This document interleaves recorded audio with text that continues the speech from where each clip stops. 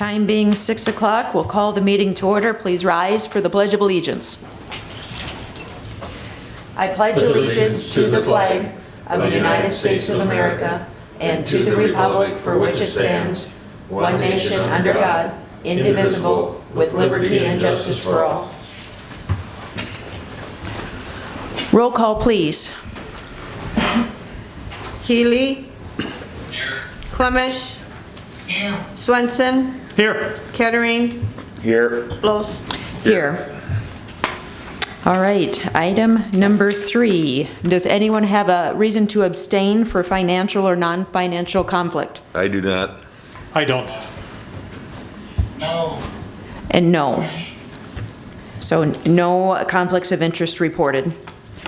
Item number 4, approval of agenda.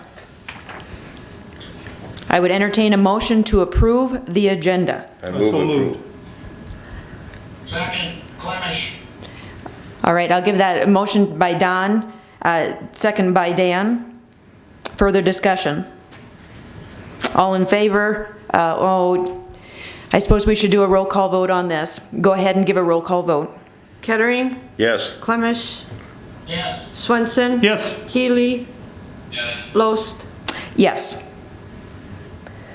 Agenda's approved. As presented at this time, public comments, and I think, Gary, you had your name on there? Yeah, I just got a couple quick things to say. Gary, you can sit there if you'd like. Oh, no, that's the... Are you good? Okay. All righty. That's what it says on the pad anyway. Les, Oh, yep. There you go. How's that? Thank How's you. that? Yep, perfect. good. Anyway, last Friday, I don't believe that meeting was taped when we had the people come in for their property adjustments, and it lasted about 4 hours. A lot of people came in, and we got some of the property taxes reduced. Just for transparency's sake, people were in the city wanted their taxes reduced, and there was a lot of people in the county, especially some that live next to the hog barns, and we got some of those reduced and some not. But we had 2 commissioners that voted no on everything, and I don't have to tell you who those commissioners are, Lost and Kettering. I won't say their names, but it's sad that they promote hog barns, but when the people have to live next to them, and the people that own them live from 5 to 60 miles away, it's sad that we can't adjust their taxes because they have to smell that 24/7. And not just that, it's the soil, it's the water, it's the air. So hope next time that you can have a little more empathy for those people. It only comes up once in a year, so just for transparency's sake, I wanted to say that because we didn't tape that meeting. And I just took out my petition for county commissioner today again, so he can start throwing rocks at me. Thanks, Gary. All right, there being no more public comments, we'll close public comment. Madam Chair, I'd like to make a comment, please. Yes, go ahead, Joe. I was gonna wait until commissioner updates. I just jotted this down the other day, but I'll just say it now. Fellow commissioners, please reserve public comment time for the public. We have an opportunity for quick updates to current events during commissioner updates. These updates should be short, concise, and relative to current events. At no time should the public comment portion nor the commissioner update portion of our meeting be used to make off-topic points or belittle fellow county representatives. Doing so is inappropriate, against our code of ethics, and a waste of everybody's time. Thank you. All right. Public comments now closed. Thank you, Joe. Moving on to item number 5, approval of minutes from April 7th, 2020. Are there any changes to the minutes? I would entertain a motion to approve the April 7th, 2020 minutes. So moved. Second. I have a motion by Healy, second by Kettering to approve the minutes. Further discussion? Roll call vote. Healy. Yes. Kettering. Yes. Swenson. Yes. Clemish. Los. Yes. Minutes are approved. Moving on to item number 6. First listing is claims. Are there any questions about the claims before entertaining a motion to approve?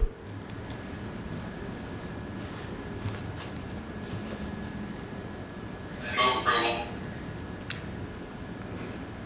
I have a motion by Healy. Do I have a second? Kettering. Kettering seconds. Further discussion. Roll call vote on the claims. Healy. Yes. Kettering. Yes. Swenson. Yes. Clemish. Yes. Los. Yes, claims are approved. Next item, auditor treasurer report and pooled cash report. We will take those together. Is there any discussion or questions about those two?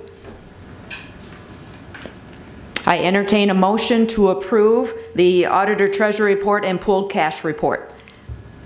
Kettering. Healy. I have a motion by Healy, second by Kettering, to approve those two reports. Further discussion? Roll call vote, please. Healy. Yes. Kettering. Yes. Clemish. Clemish? Clemish. Yes. Swenson. Yes. Los. Yes. Reports are approved. Final report under item number 6 is mental illness hearings quarterly report.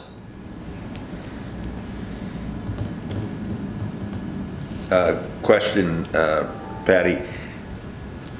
Remind me, do these indicate what was billed or what we received? What we received, What we received? How much was billed?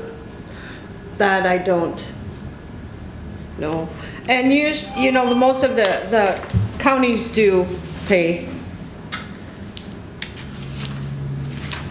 the bill when we send. Some they come back and it's not their county and,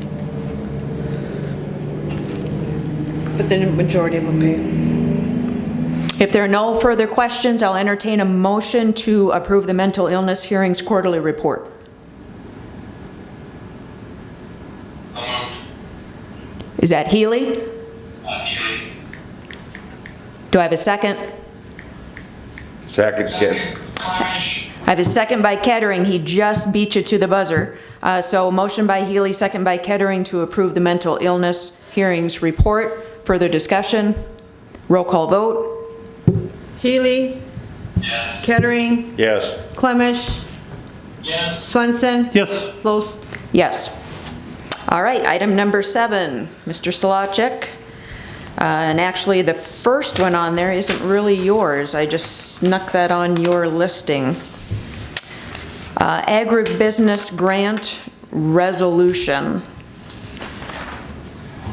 Joe and I have been working with a company who wants to expand their business on East Side Drive. So the state has an industrial park agribusiness grant available if we qualify. There probably will be questions about how many dollars are actually going to be available this year, because I'm sure budget cuts are coming. But the plan is to essentially improve that road between Old 50 and New 50. And so this is what the application is. The deadline was actually April 15. So we went ahead and submitted the paperwork, but we do need to officially approve submitting the paperwork for this. Joe, did you have anything you wanted to add on this? Not necessarily, other than this is kind of the first step on the project to see if there's funding available from the state or outside sources before moving forward. And District 3 has a couple other opportunities, if this is looking good, that might provide additional funding beyond this. So as Joe stated, it's kind of the first step in the direction to try and get some outside funding. I'll move approval of the agribusiness grant resolution. I have a motion by Kettering, second by Healy, to approve the Industrial Park Agribusiness Grant application. Further discussion? I Madam Chairman, this is Commissioner Clemish. So just so we're clear, the Yankton County won't be responsible for any engineering cost unless this grant is approved, is that correct? Yes, absolutely. Yep, that's correct. And then we have to agree to the quality of road that they would require as well, so. So this is just for, to apply for the grant? Yes, it is not accepting it's not accepting anything at this point. Thank you. Further questions? So I have a motion and a second on the floor to approve the grant. Roll call vote. Kettering, Yes. Healy, Yes. Clemish, Yes. Swenson, Yes. Los. Yes. That is approved. So right-of-ways. Which one's on the list first? Does it matter? I don't think it matters. I got Midco. They want to bury some fiber optic, 435 in Kaiser Road, going west. It's not a very long distance.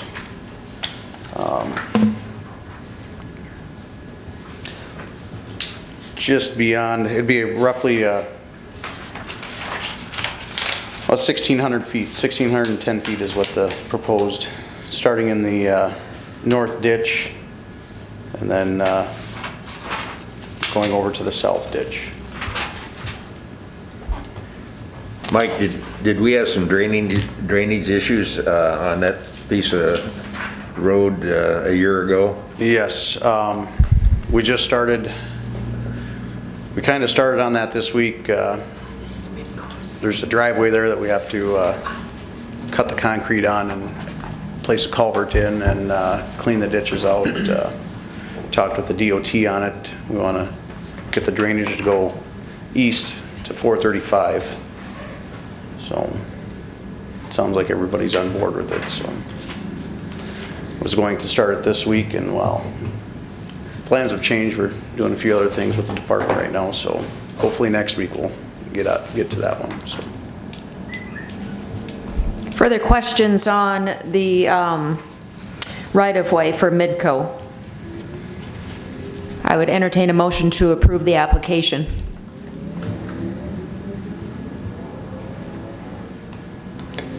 I'll move approval. I have a motion by Kettering. Do I have a second? Healy. Healy seconds. Further discussion? Roll call vote. Kettering, Yes. Healy, Yes. Clemish, Yes. Swenson, Yes. Los. Yes.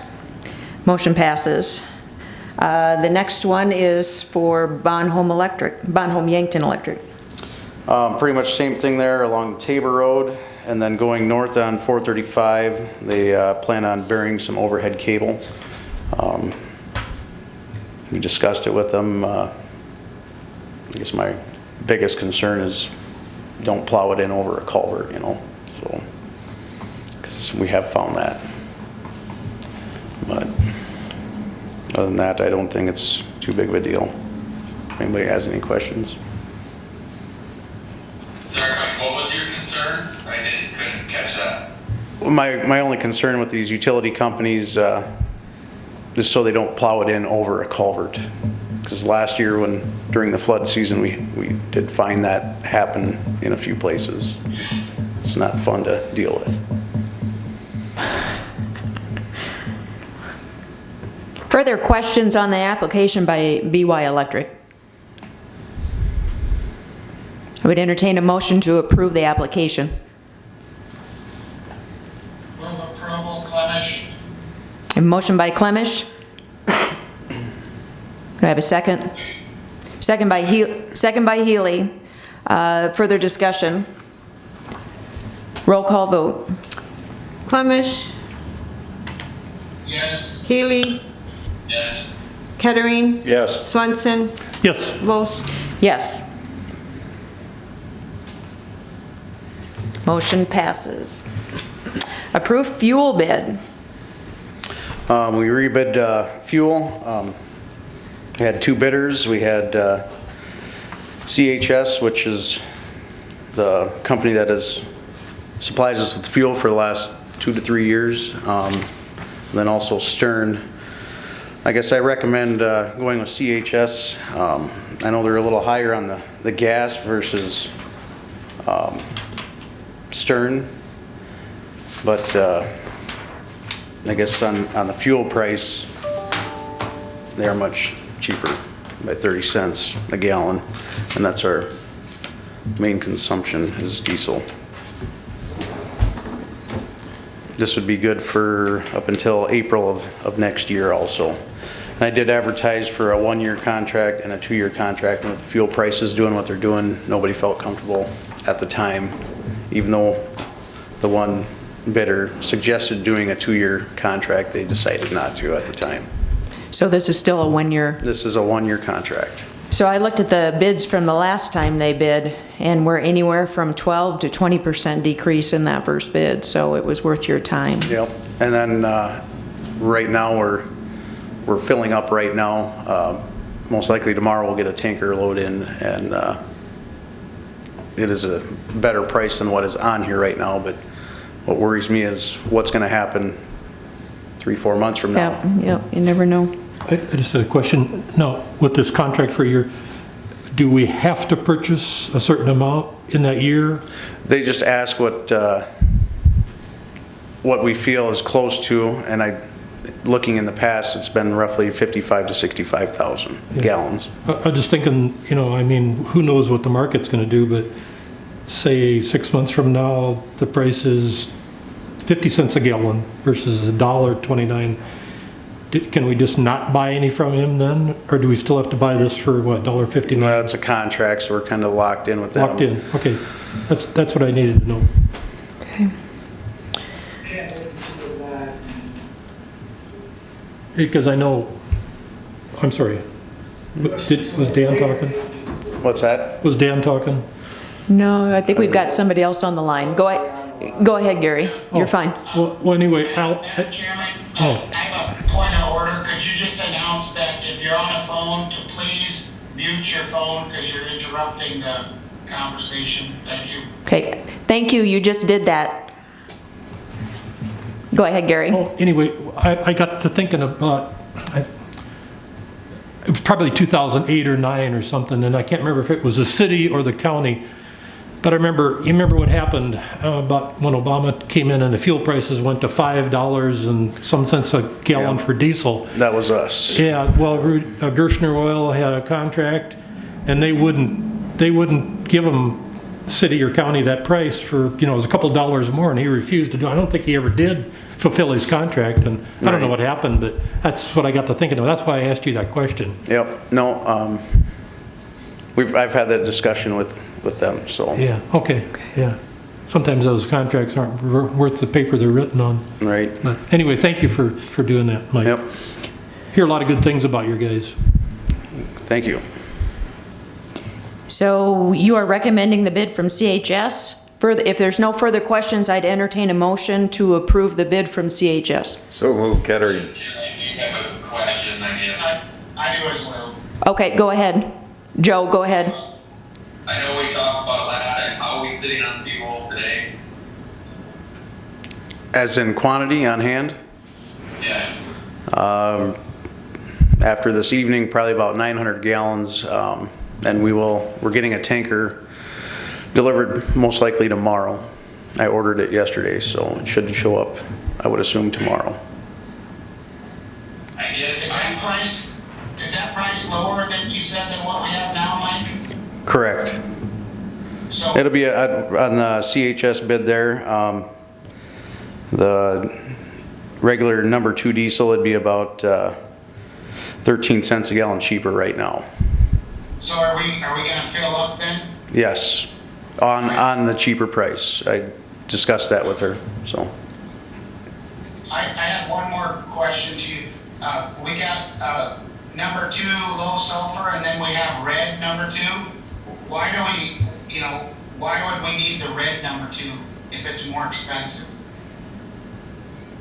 That's the high speed. Red Field Master? Well, the second one there, that's premium on the bottom there. The one above it, What do you use the premium for? we don't. We do not. So we don't even get the number 2 premium? No, I don't. I did not order premium diesel, no. Okay, so we're not ordering that diesel fuel premium number 2 Senex Ruby Fieldmaster. We're not getting any of that. Right. Okay, that was my question, because it made no sense buying fuel when it's actually more expensive than number 2 low sulfur. So Well, Thank you. all of our fuel is dyed, just so you know. Further questions?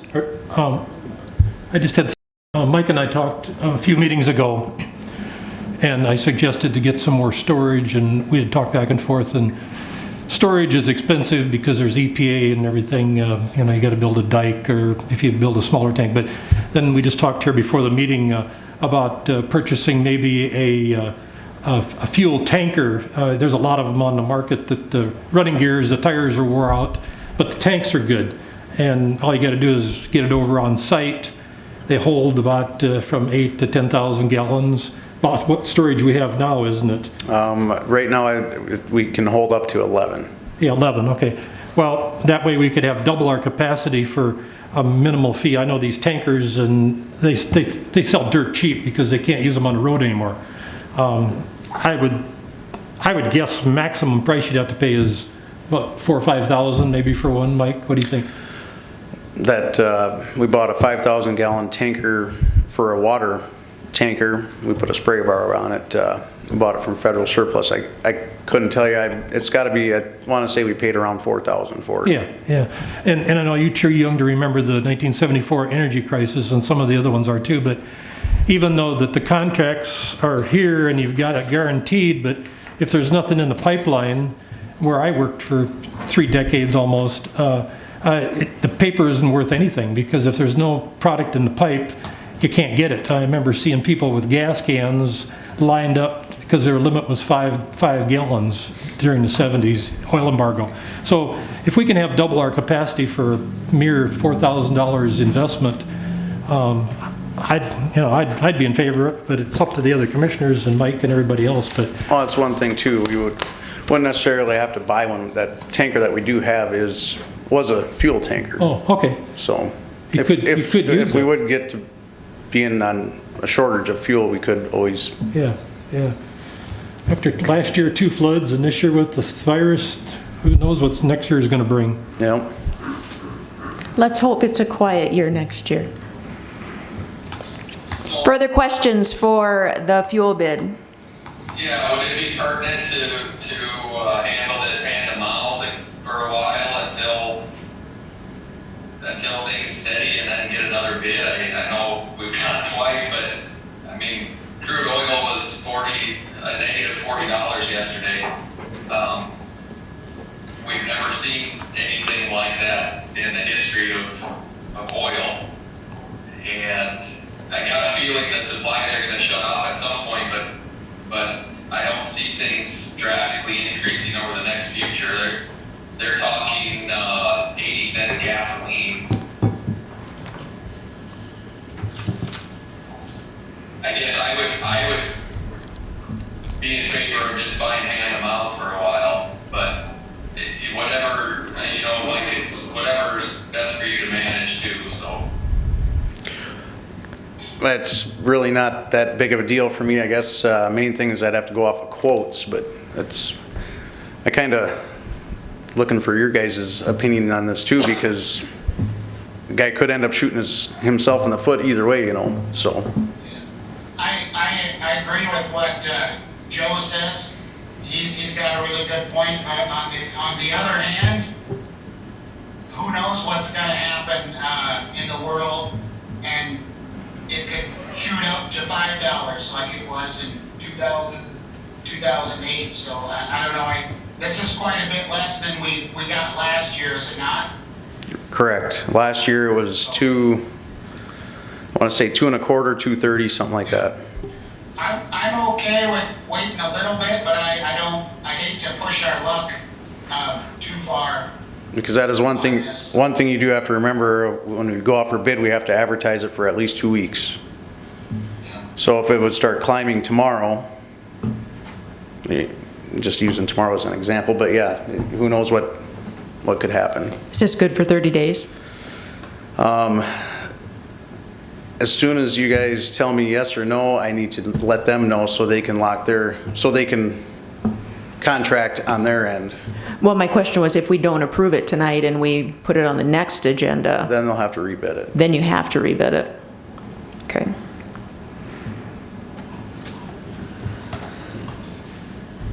It's a tough decision. We're playing the odds. Well, I would entertain a motion so we can know the answer to the question. Don did the first. He did make. Oh, you did, but there's no second. No. Thank you for that. So Don has made a motion to approve the bid for CHS. Is there a second?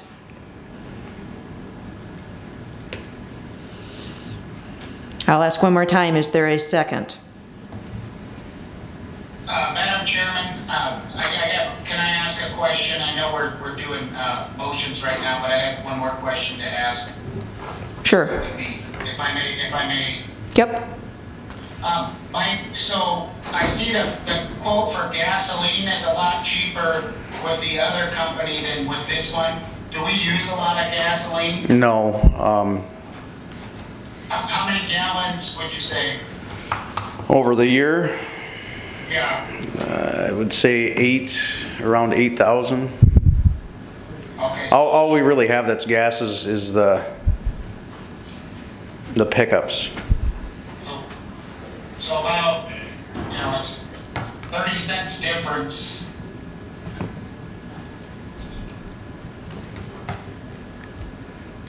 And that there too, I don't know why a guy couldn't, I never confirmed this with the bidders, but I don't know why a guy couldn't approve one for the fuel and one for the gas. Then they'd both be getting a little bit of something. And that was my point, Madam Chairman, is that 8,000 gallons at 30 cents difference, that's $2,400. I guess in whatever Don wants to do, but I'd be okay with approving the diesel through CHS and the gas through Stern, if that's something the rest of the board felt, and we would save $2,400 just by doing that alone.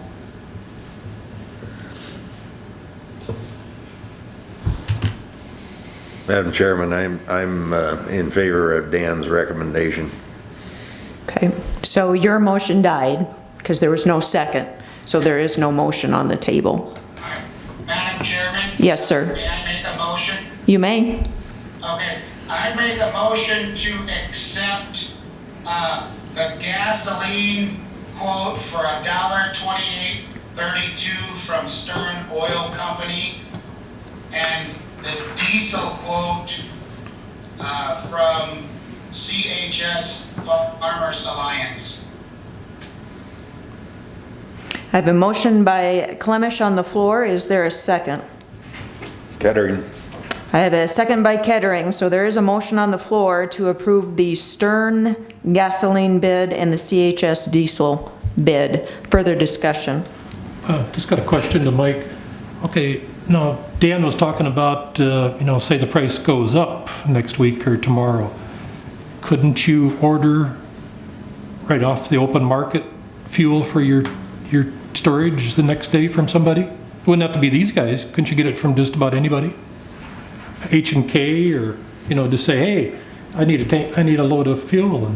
And I would think there's a lot of independents out there that would fill you up right away before the price went up. So it's just a suggestion, but Right. instead of worrying about, we have to wait 2 weeks and bid. And if price is going up tonight on my pickup, I'm going down to buy it tonight after work here. Well, from, Madam Chairman, from what I understand and what you said, Mike, if this isn't requiring us to buy a certain amount of fuel from them, is that correct? This is just guaranteeing the price, correct? Guaranteeing the price, yes. Okay, so if fuel tanks out to 80 cents, there's no reason we couldn't go and buy it from somewhere else. This is just a guaranteed price we have. So if it shoots up, we're locked into this price. If it goes down low, from what I understand, we can go anywhere and get it. Well, but you have, We're not obligated to buy it from these guys. I think if you step back and look at that, you have to go with the spirit of what they are bidding on. And Mike has given them a general quantity for which to bid, and that is what they're putting their price on. And for the county to say, we're in it with you as long as we're the ones getting the best deal, I think is a little short-sighted. And the next time we do a bid process, I would suspect there'd be a lot fewer bidders. Yeah, Right, I because figure, if- certain number of gallons based off this, so. And if they can't back out, why should we be able to? Exactly. All right, I understand. I think this is a fair price for gas, and I think it's a fair price for diesel. Certainly better than it's been in the last few years. So I'm fine with, I'm fine with it. Further discussion before we do a roll call vote? This is still petroleum related. How many of your trucks use DEF? Or 2. 2? Oh, okay, so that's not a big issue then. 2 trucks, 1 motor grader, and Yeah. John Deere tractor. Would you explain what DEF is? You and I know what it is, but Well, it's just a diesel fuel. It's not really an additive, but it's just something that gets injected in along with your fuel burn for EPA regulations, emissions and and stuff. what happens if you don't put DEF in your truck or tractor? It'll put you in a derate mode, and you'll be stopped on the side of the road. Yeah. Kind of like gelling up. Yep. All right, we'll do a roll call vote on this. Clemish, Yes, Kettering, Yes. Swenson, No. Healy, No. Loest. Yes. Motion passes.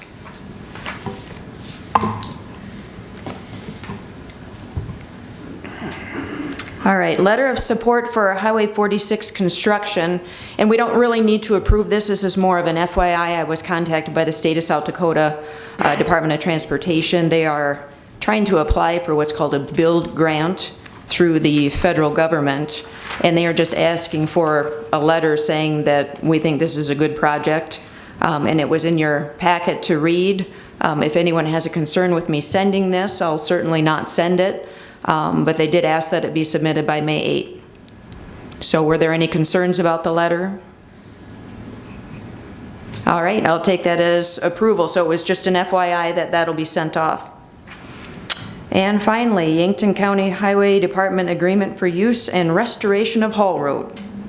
In your packet, there should have been a copy of the Hall Road Agreement. I have it stated in there,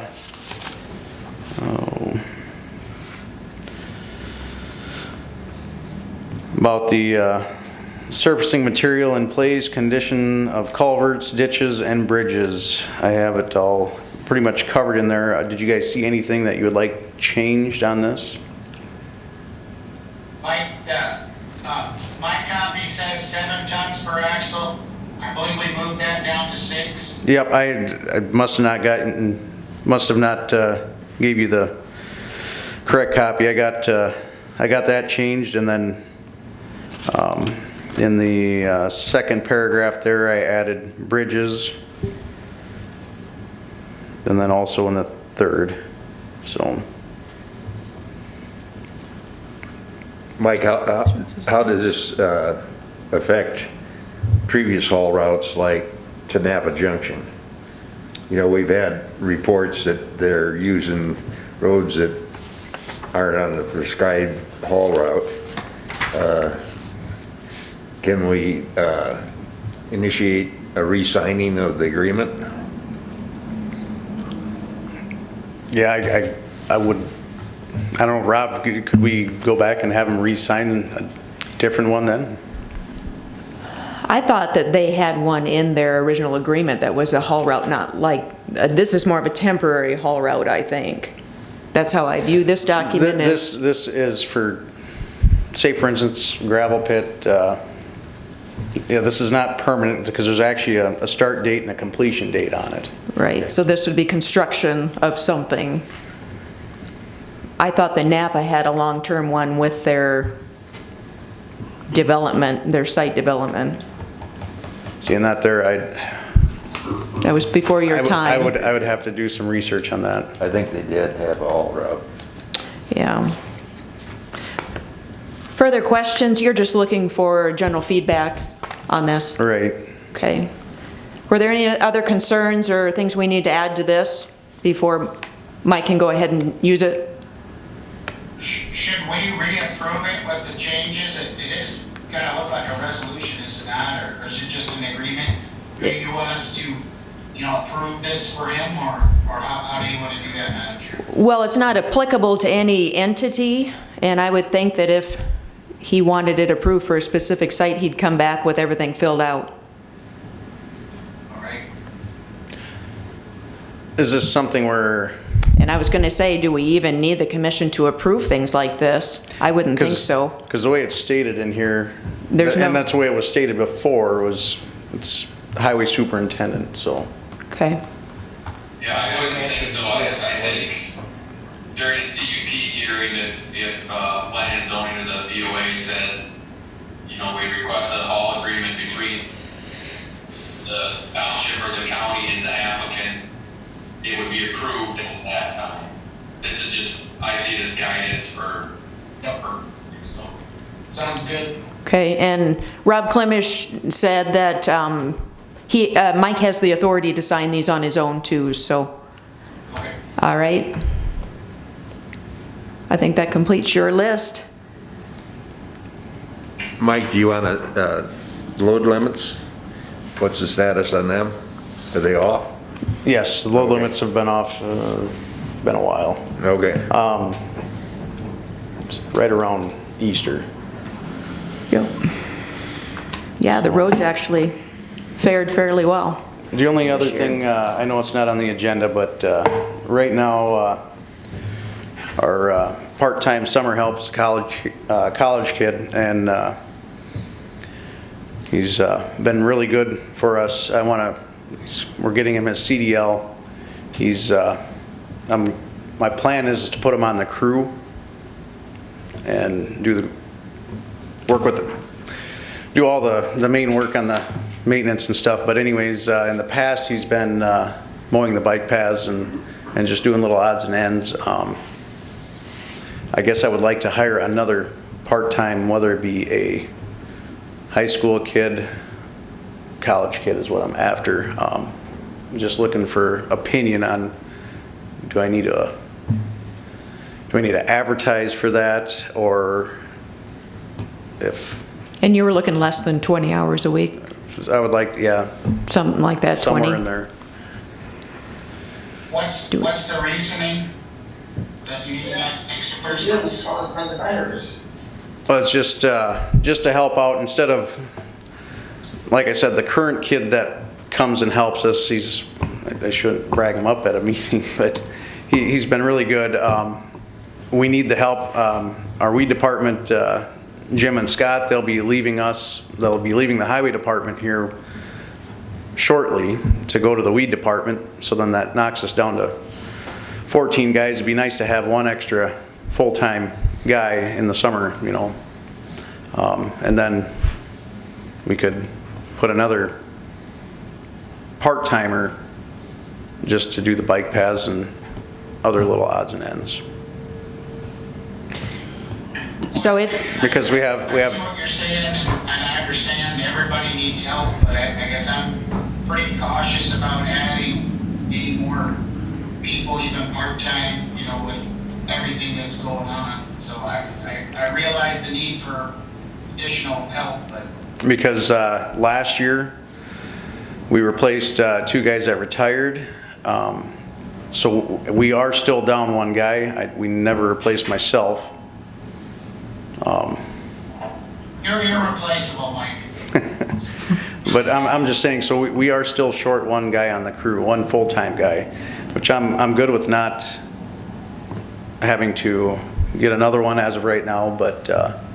So we budgeted for this part-time person though, and it's been standard practice to hire a part-time person to mow, so you don't have to send one of your normal crew to sit on a mower all day when they could be running a paver No, and- or driving a truck Right, and we've also discussed that about getting inmates to do it. Well, you still have to take one guy and watch the inmate. to watch the inmates. What, Yep. So this has been standard practice to hire a part-time person every year. And in the past, you've not advertised for it. right. So I was just looking for opinion if you think I should advertise for it or if someone approached me. And Mike, my position is you need to advertise. Advertise. And I would, yeah, because we have requirements on what's disclosed, if they're a veteran, you know what I mean? There's certain things that are required, so there's no time on how long you have to do that, but I would do it. I mean, it could be a day, it could be, if you had somebody, they just need to apply just like everybody else, but Yeah. I would do it for some period of time. I want to chime in here too. I've been a manager and I've been a blue-collar worker over 50 years, and the companies that I work for, like TransCanada, Keystone, Dewstar, KNEB, they tried the part-time guys, they tried summer laborers, and they found in the long run, after they did a study, it was more cost-effective to pay your regular help overtime, because that way you didn't have another person on insurance. Even if they're part-time, it's still workman's comp. You have to train them, and if you don't bring them back the next year, you have to train somebody else again. So they found, and I can bring those studies up, that it's better to pay somebody overtime. And I know nobody likes to pay overtime, but it's actually cheaper than hiring somebody else. New guy doesn't know the ropes, they get hurt, might hurt somebody else too, you know. So just want to add that. Okay. Well, Is that it? that's all I You're got. good? Thank you. Have a good night. Thank Did you you. get an answer? I don't know. Well, pretty much I have to advertise. You have to advertise. I have to advertise if I'm gonna. Yeah. Okay. Anybody else have anything? Well, I'm just sitting here looking at, we never replaced you. So you've been running a guy short for a year and a half. Not quite a year and a half, year and a quarter.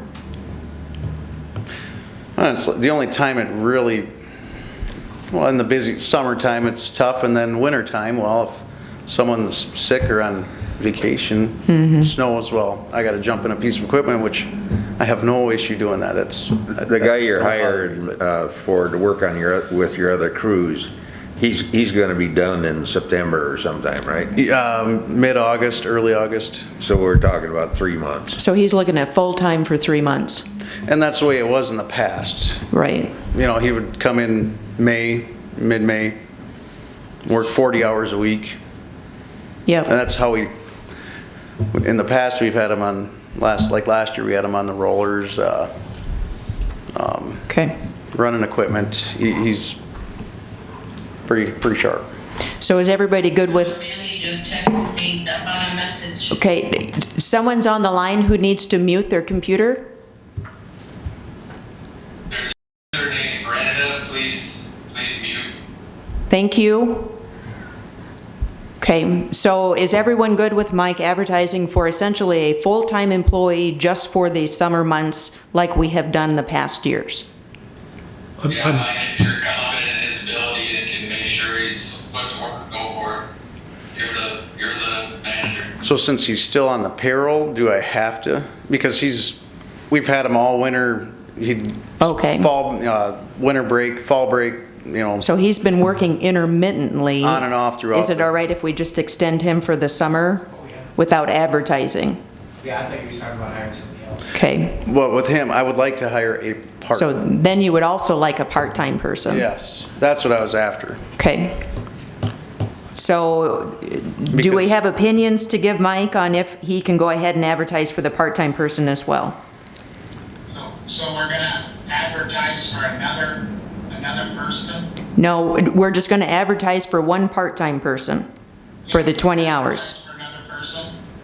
I guess you know, I know you're short-handed, Mike, and I know it's temporary, but I guess with everything going on, you know, businesses closing down and, the economy being tough, everybody else is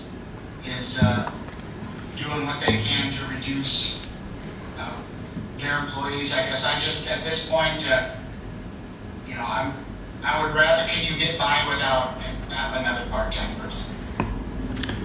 Did you have 2 part-time people last year? Not last year, a couple years prior to that we did. And you survived. Could you do it again? Yes, we can do it again. I was just looking to have another guy that I could count on every day. What's it gonna cost to have a part-time person through the summer? You know, what will that cost the county? Well, I don't have. What are you gonna pay them? What are you gonna pay them? $15?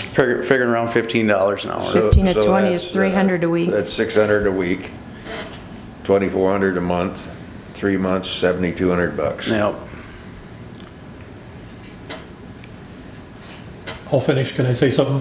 I want Patty to put in the minutes that I'm adamantly against hiring anybody full-time or part-time due to the conditions with the economy, with the entire nation, and the entire world being shut down. This is not the time to be hiring full, part-time, or anything, or this is just not the time. I know, Mike, I know it's hard. I've been a manager in your place too.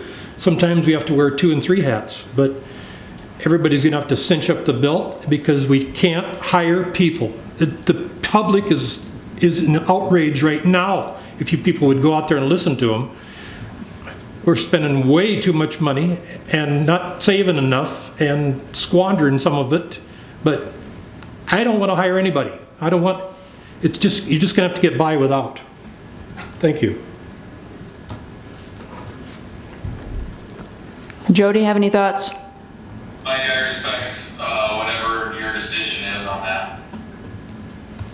Well, don't we have to approve for him to advertise?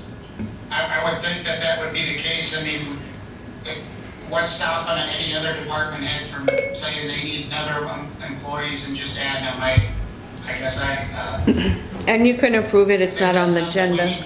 Yep.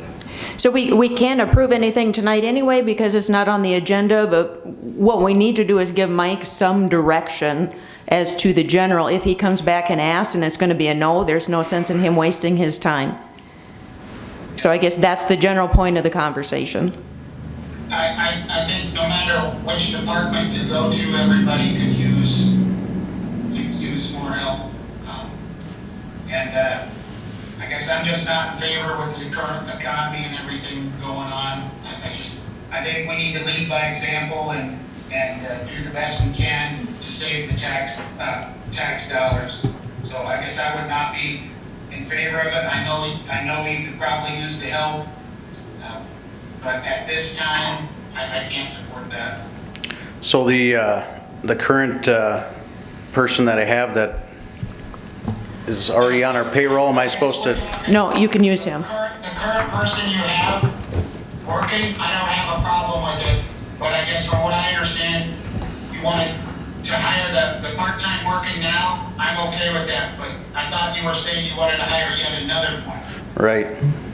Okay, and I'm fine with the person that you have now that's trained and is a good worker. I'm okay with that. That seems like a real smart move on your part. I'm against hiring yet another person on top of that.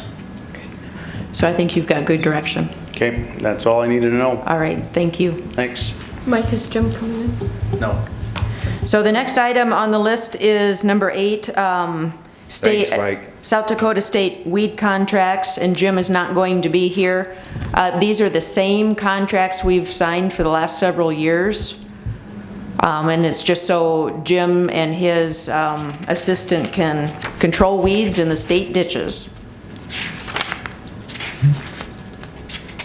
Are there any questions on these contracts? Or this contract, I should say. There's just the one. I would entertain a motion to approve the South Dakota State weed contract for 2020. Move approval, Healy. I have a motion by Healy. Is there a second? Kettering. Second by Kettering. So motion by Healy, second by Kettering to approve the weed contracts with the state. Further discussion? Roll call vote? Healy, Yes. Kettering, Yes. Swenson, No. Clemish, Yes. Los. Yes. Motion passes, contract approved. Number 9, nurse quarterly reports. I'm gonna wipe that off.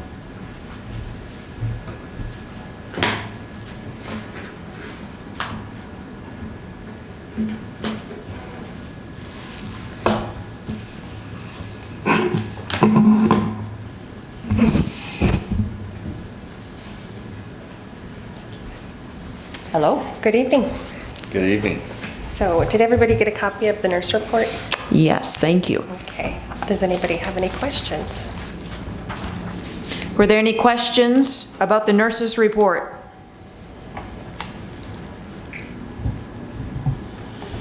Nothing specific to the report. I'm sure you spend a lot of time on the phone these days. Yes, we do. Most of our community health activities have been put on hold.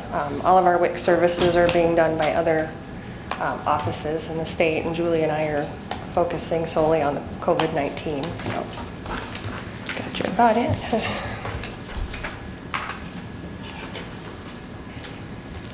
Anything else? All right, if there's no questions, I think you're free to go. Okay, thank you. Thank you. Better get a motion, Shay. Oh, yep. I would entertain a motion to approve the nurses' report. So moved. I move approval of the nurses report, Clemish. Mr. Swenson beat you to it, Dan. Would you like to second? Yes, I'll second. All right, motion by Swenson, second by Clemish to approve the nurses' quarterly report. Further discussion? Roll call vote. Swenson, Yes. Kettering, Yes. Clemish, Yes. Healy, Yes. Los. Yes.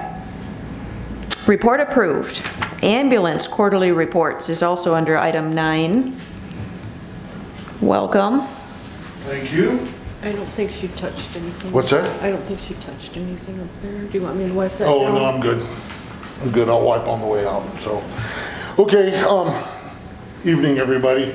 I just thought, quite a bit of things have happened over the last couple months. I just thought I'd just kind of bring you up to speed with some of them. And one of the positive things, we've had a number of positive things happening, but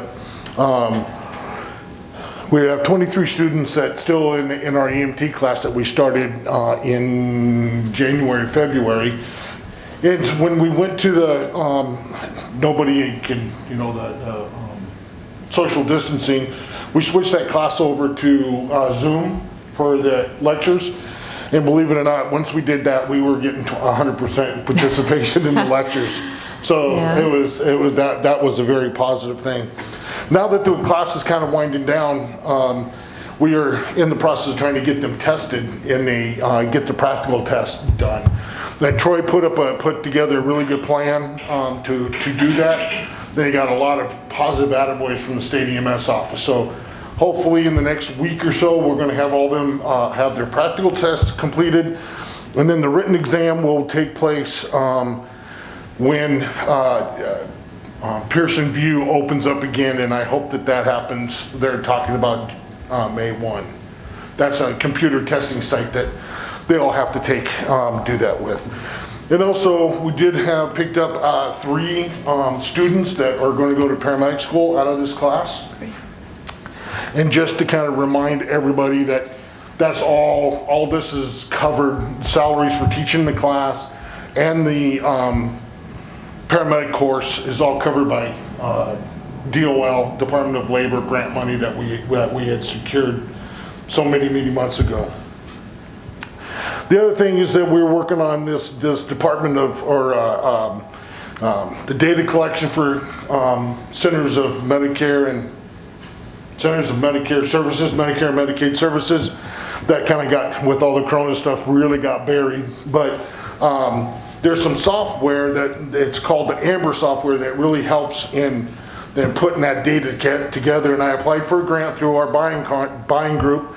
Then we were able to secure that Amber software at no fee. So that was about $1,000 savings. We did receive $4,500 from TC Energy for max casualty equipment and supplies. And then we did receive $25,336 from the CARES stimulus from the U.S. Department of Human Services. That money is to be used directly for COVID-19 response of any kind. It just has to deal with COVID. It can be salaries, it could be utilities, it can be supplies, just has to be driven for that COVID-19 response. Which then leads me to my proposal. In preparation of the COVID-19 response, everybody, I think that can assume that we're probably going to have some staff members go down, I shouldn't say go down, but unable to work because of whether they were in contact with somebody during the surge and they have to be on a 14-day hiatus, and hopefully nobody gets it, but there will be that 14-day hiatus, and they could be one, it can be a multitude of employees, and that's why I put all these measures together at work to kind of keep everybody safe and distanced, but you can't do it all. So anyhow, the state of South Dakota does have a codified law that allows you to train, to provide some education to certain individuals, and they can become drivers. And so I am proposing that we temporary hire, about 9 to 10 of those, which I've got those from all of the different first responder agencies in the county. So I got people that from Irene, Search and Rescue, Yankton Fire, Lesterville's, and probably one or two out there that I missed. But anyhow, what I'd like to do is to hire them up for that short period of time, $14 an hour with $5 being on call. Trigger point, we're not going to use them as a regular provider. It won't be part of our regular staffing until we start having staffing shortages, and then we will start using them.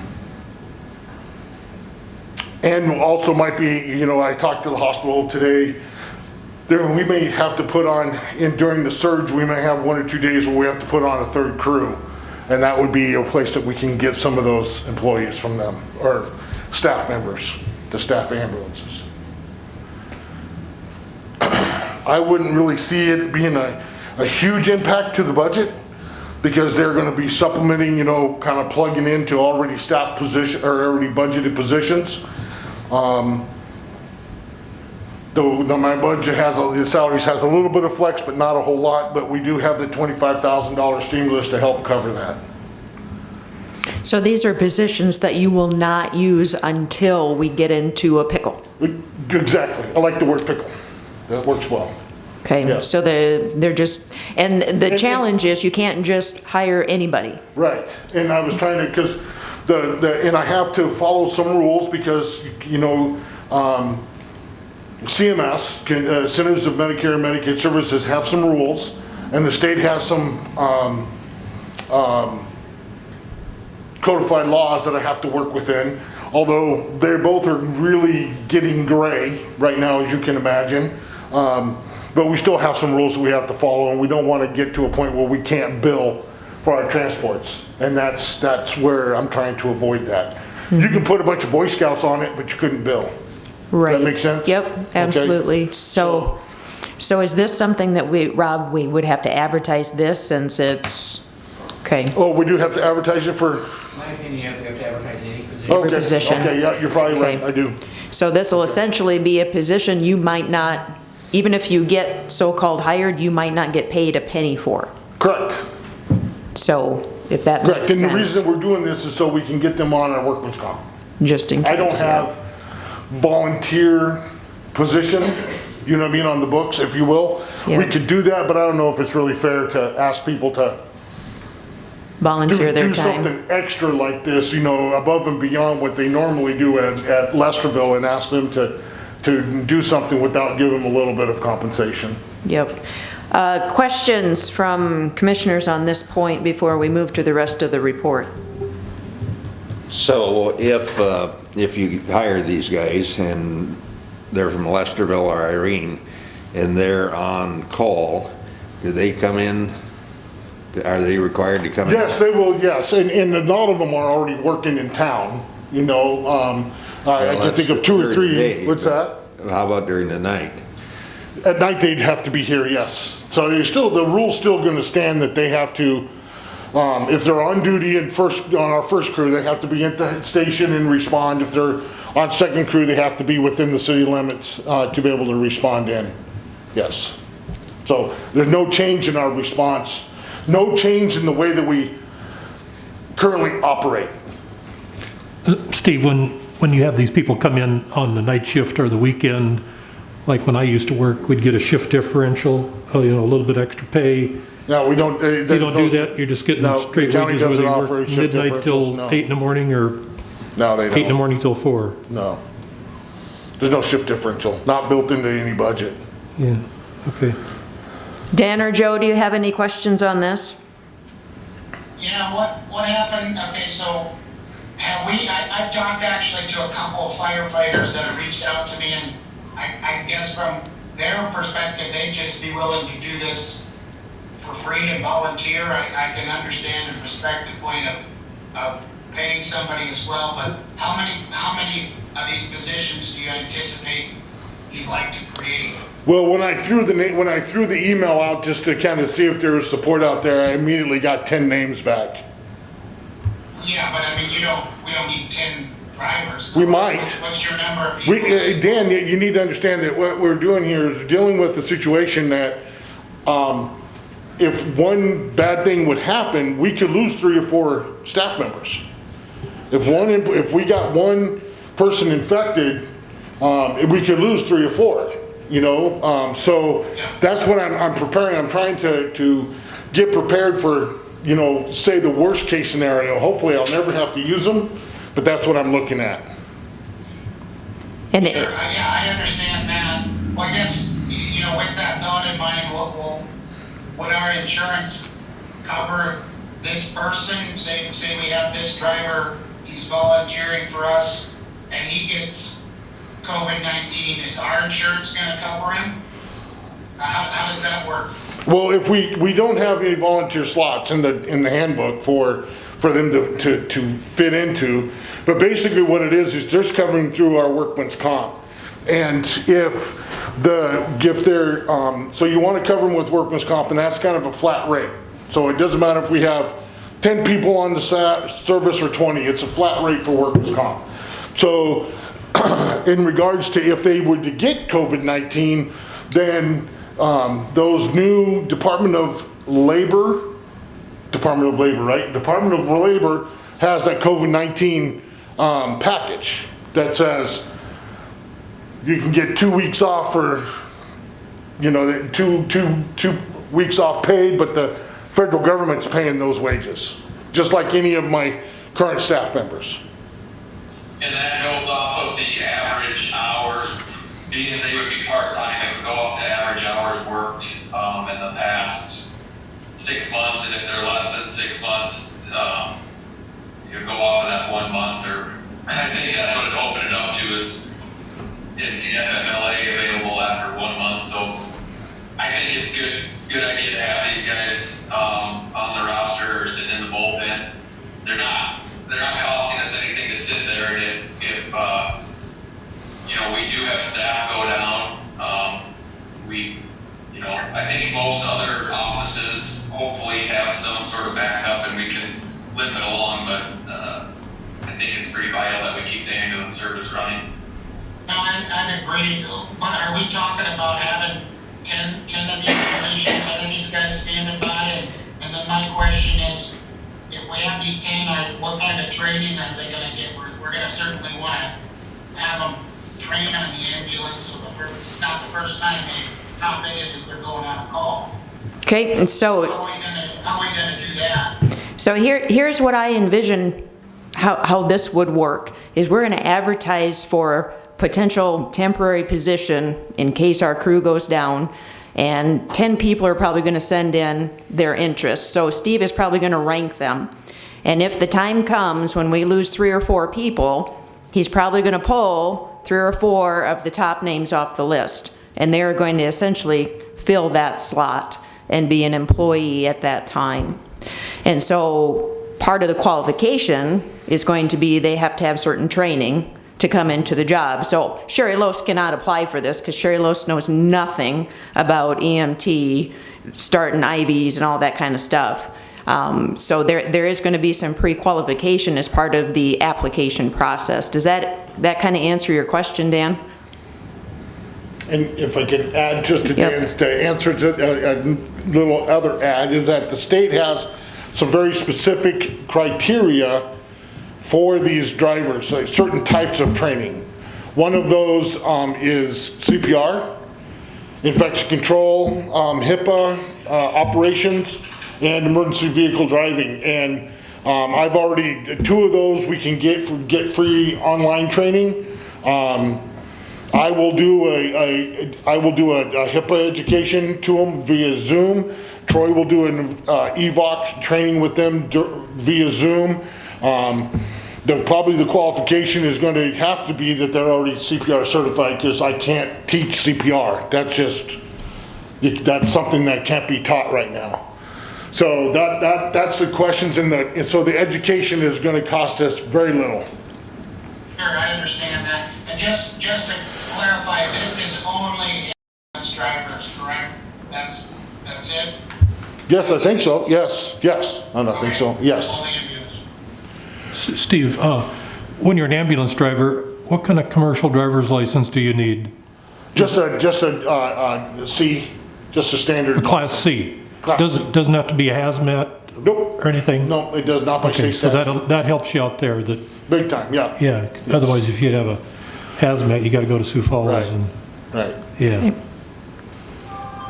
So at this time, are we comfortable with Steve officially advertising for this very special position?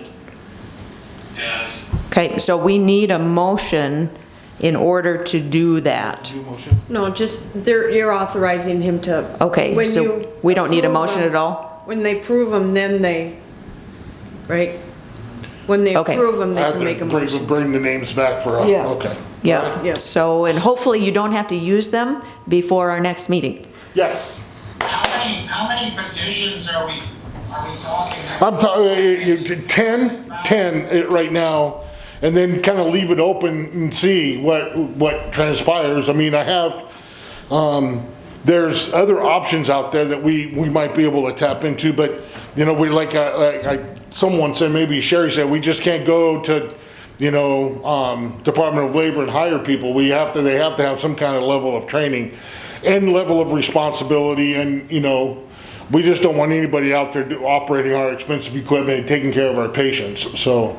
No, I understand that. I guess, are we gonna have like 6 I guess if we're gonna advertise for a position, I mean, how many people are we gonna have lined up? Is it, you gonna have 10 people that rank them, or? Well, Or it's just gonna be one open spot at a time, or I guess how is this gonna be structured? but, If we have 10 qualified applicants, I would say we have 10 qualified employees. Yeah, that was exactly my question. So it's gonna be a spot for 10 people then? Yes. no, well, Or is it gonna be a spot for as many qualified as we get, or? it's gonna be a spot for as many people as we get sick. If we get no employees exposed to COVID-19, we use none. But if our whole crew is exposed, then we're gonna be needing a lot of people. So it's gonna be somewhere between those 2 extremes. So again, I think when he gets a list of names and we get one person go down, one of those people will be called up. If we get 2 people down, 2 people will be used. So we really can't answer a specific, I'm going to use 4 people. The way that we normally work our staffing is we have part-time employees out there, and they self-schedule. So we put out a notice that that we have a position open, they submit their availability, and then we have this whole process on how we select that person. And that would be the same for these. If we start having openings for drivers, then we will just open it up and say 10 people would be able to, out of the 10, you'd hopefully get 1 or 2 that would be available for that shift, because, you know, these people all have regular jobs. They're not sitting twiddling, except for a couple of them are dental assistants who are on, you know, leave right now. But yeah, so that's kind of how we normally do it. So it's just, we just kind of throw it out there, and then those people would respond, and then we would select 1 out of the 2 that, or 8 that applied or submitted that request. Personally, I think if you get 15, you ought to put 15 on. Yes, I agree, because the thing is that, you know, we talk about us getting sick, but we don't know what that surge is going to be like either. It's all on these people. They're putting the time in. Right. Unless you call them, there's no expense to the And county. like I said, we don't know what that surge, everybody keeps talking about the surge. Well, nobody can tell me what the surge is going to look like. So we're all playing kind of blind here, you know? So is that surge going to be where we're just running, you know, 2 or 3 calls at a time? Or is that surge going to be where we're running so many calls that I got to put more crews on? I mean, you don't know what lies in there. Well, I'm always a big believer in backup systems like a generator, but your people that you'll have in reserve, it's kind of like your own miniature National Guard people. You know, they step up to the plate when you need them, right? Right. That's my analogy. It's just, yeah, they're just sitting in, I think Joe used a good analogy, they're in the bullpen. Yeah. Yeah, so, All right. The rest of your report. okay. Well, if you look at our report, you can see that our call volume dropped a little bit. Actually, about 30 calls down where we're normally sitting. Don't ask me why. Everybody can kind of guess why that is, because we're not doing anything. The one thing that's kind of unique is if you look clear over to the right-hand column, it says 879 transported miles. I've been here almost 11 years and it's never been less than 1,000. So it's really kind of, the call volume has really kind of dropped. Not just here, it's dropped nationwide. We just got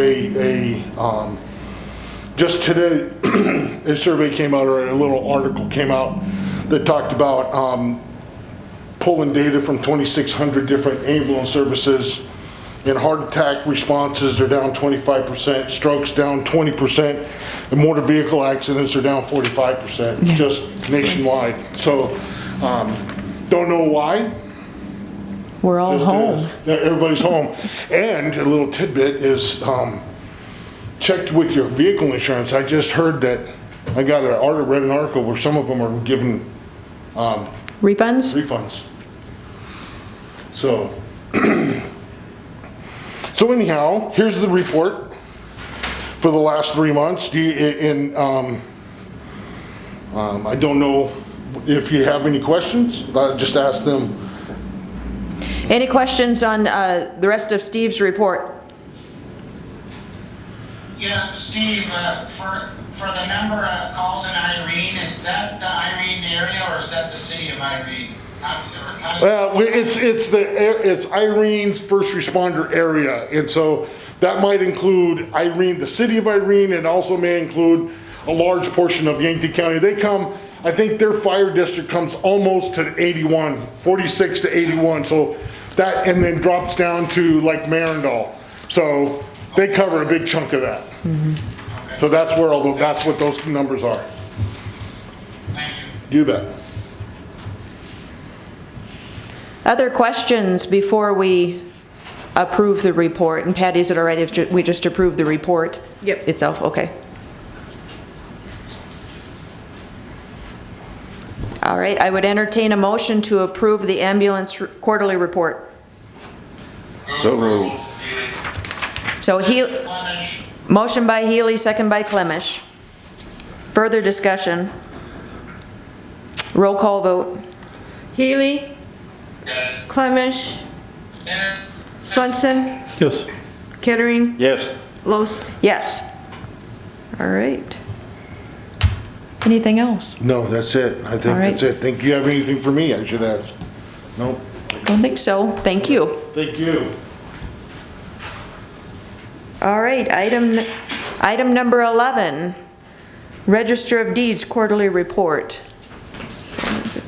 Wipe this off quick, Brian. Hey, everybody. Hi, Brian. Good evening. Turn your mic back one, please. All right. So, first quarter 2020, running a little bit ahead of 2019. We had 1,309 transactions. I'll just run a few of these by you. 267 birth certificates, 289 death certificates. We had 205 deeds, 184 mortgages, 217 mortgages satisfied. Most of our the first quarter numbers were up compared to 2019, except transfer fees. We had a real good March last year, and not as good a March this year, although it wasn't horrible. But anyway, that's the one area we were down. Overall, bottom line, we're about $3,500 ahead of last year at this point in time. Any questions? Are you surviving the change in operations? Yeah, it's going all right. We're doing pretty well. We still April has been fairly busy considering the change, with the appointments and everything. So we're still staying plenty busy. I know some counties have gone to like a 4-hour day. That wouldn't work for us. I mean, we stay busier than that. So Good. All right. Your new system's working okay? You said you had a new electronic yeah, it's going system? real well. Good. Yep, that just started April 1st, and I suppose it's something we should have done. We had planned on doing it later this year, but sometimes circumstances push you to move faster. It's going Good. real well. Wonderful. Any other questions? Go ahead, Gary. There's just one thing wrong. I miss seeing your bright smile. Well, Can you paint a nice face on it? yeah, I can put a clown smile on there or something. You're not a clown. Yeah, these masks take a little getting used to. I've been trying to lead by example. That's kind of how I look at it, as protecting the people around me more so than myself. Dan or Joe, do you have anything? Oh, thank you for the presentation, Brian. Thank you. All right. I would entertain a motion to approve the report. Kettering. Second. I have a motion by Kettering, second by Swenson to approve the Register of Deeds Quarterly Report. Further discussion? Roll call vote. Kettering, Yes. Swenson. Yes. Clemish, Yes. Healy, Yes. Loest. Yes. Thank you. Thank you. We'll talk to you a couple at the meeting tomorrow. Yes, enjoy Thanks, your Brian. evening. Time being, 7:20, we're a little behind. Item number 12, Sheriff Quarterly Report. I am present by phone, if you can hear me. Yes, we can hear you, thank you. Great, first time I've addressed the commission from my recliner. But, I'll just start, you should have all the reports from the last 3 months in front of you. The sheriff's monthly fee report is probably in line with past years. The fourth and some civil process papers we have to serve every year. The courts are open and that continues. So that revenue is remaining pretty low. Next part is the jail income from the various programs. Last 3 months has been $293,000 roughly, and as you can tell, that is down quite a bit from previous last couple of years, and that's due to we're not taking in prisoners from other entities at the current time, other than the ones we currently have contracts with. And they're not bringing new ones in either. Other than that, any questions? Jim, do you anticipate that trend to continue? Continue as long as we're dealing with the COVID situation. And, our federal inmates and so forth, they're all being housed in place and being moved around minimally as possible, so that trend will probably continue, who knows? At least for the foreseeable future.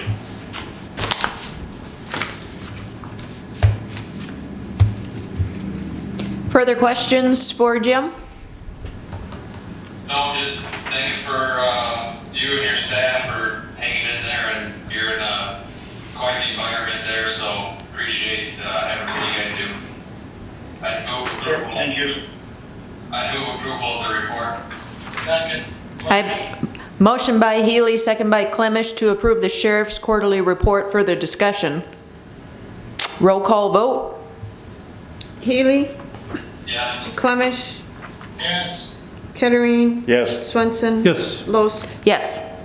Report is approved. Thank you very much for joining us from your recliner. Thank you, Sheriff. Okay, thank you. You bet. Item 13, Veteran Service Office Quarterly Reports. Welcome. Matt. Good evening. Just a second, Matt. Don't touch anything.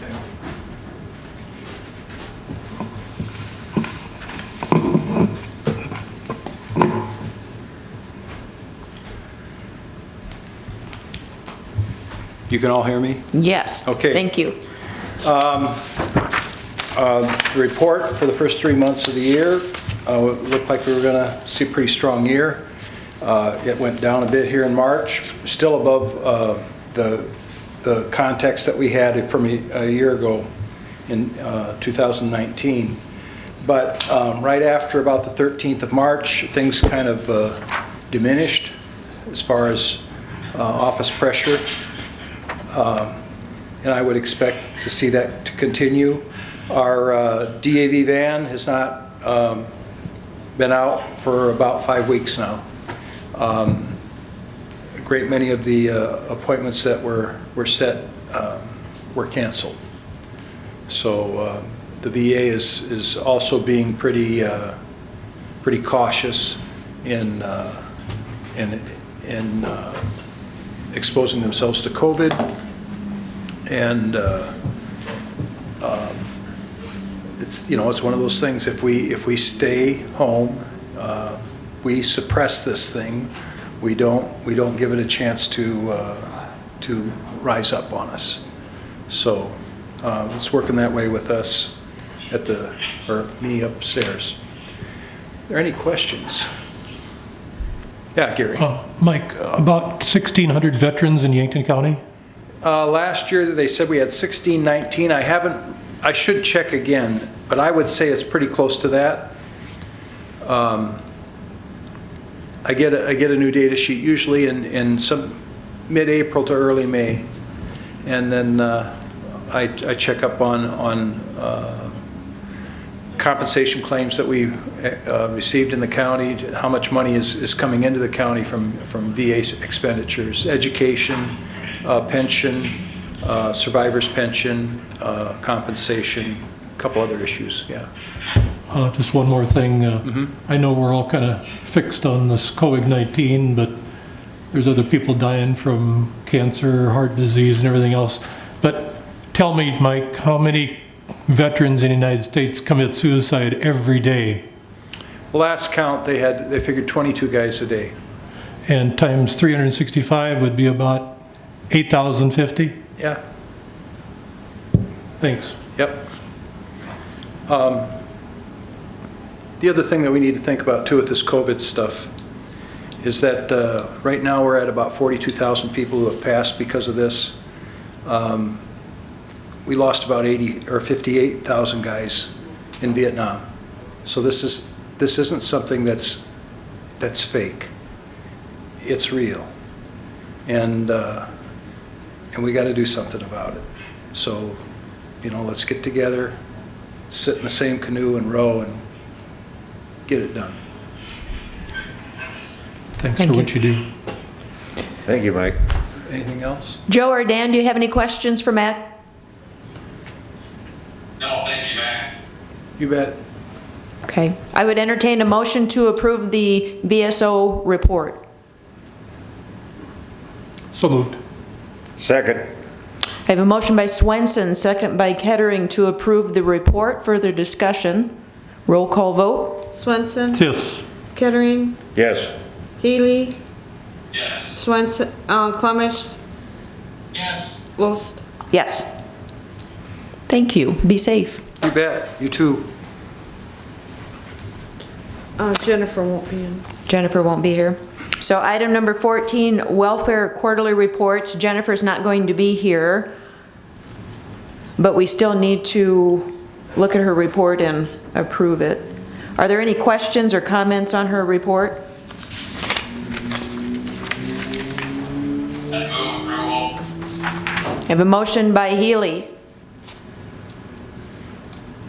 Second. second by Kettering to approve the welfare quarterly report. Further discussion? Chairperson Lois, could you just read these You bet. off, because the people at home can't see it? I sure can. Just a second, let me get to the beginning. It's Yankton County Welfare Quarterly Report 2020. Yep, so there's 3 months listed. January has 4 applications, 7 notice of hospitalization, 7 contacts, and 2 at the jail. So for February, there was 1 funeral application, 19 notice of hospitalizations, 6 requests for payments, 6 contacts, none at the jail. And then March, there were 2 applications, 18 notice of hospitalization, 0 requests for payments, 14 contacts, and 7 jail. So at this time, I would entertain a motion to approve the welfare report. We have Joe and Make a motion Don. to approve the welfare report. Clemish. Don't we have Joe and Don already? Oh, yes, we do. Thank And you. then just, Gosh, I get in such a glitch here. That's on me. Sorry about that. We have a motion by Swenson and a second by Kettering. So further discussion. Madam Chairman, I just, this report shows it and reflects it, but the contact center has really been doing a great job getting food out to the needy individuals at this time. So, just like to make that point. Yep, our community is really pulling together on that. I know there's lots of folks helping in that effort. Roll call vote. Healy, Yes. Kettering, Yes. Clemish, Yes. Swenson, Yes. Loest. Yes. Motion passes. At this time, it's 7:30. Is there any reason for a break, or do we want to keep going? Keep going. All right, we will keep going. Item number 15 is a plat for Jamesville Colony. Good evening. We have 2 plats tonight. First one's a plat of a resurvey of Government Lot 2, except for Lot H1, Government Lot 3, except for Lot H1 and Lot H2, and Government Lot 4 and Government Lot 5 in Section 2, Township 95 North, Range 56 West.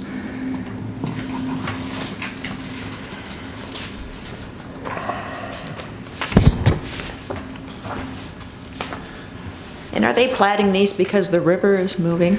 That first one, yes, and that was actually started last year already, and they're finally getting it back in to finish off with all the signatures, so.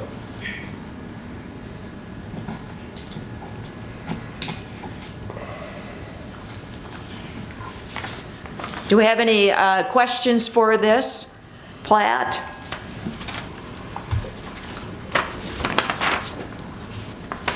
Move approval of the plat.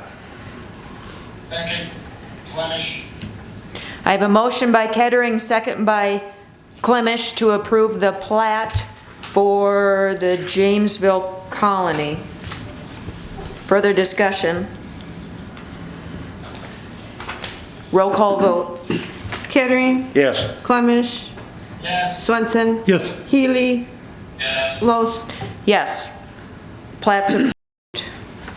So your next item is, get to my agenda here, the White Crane plat. Yes, and this is plat of lots 46 and 58, Crestview Homes subdivision in the northeast quarter of Section 21, Township 93 North, Range 56 West. Couple more lots in a pre-platted area that are going to be up for sale, so.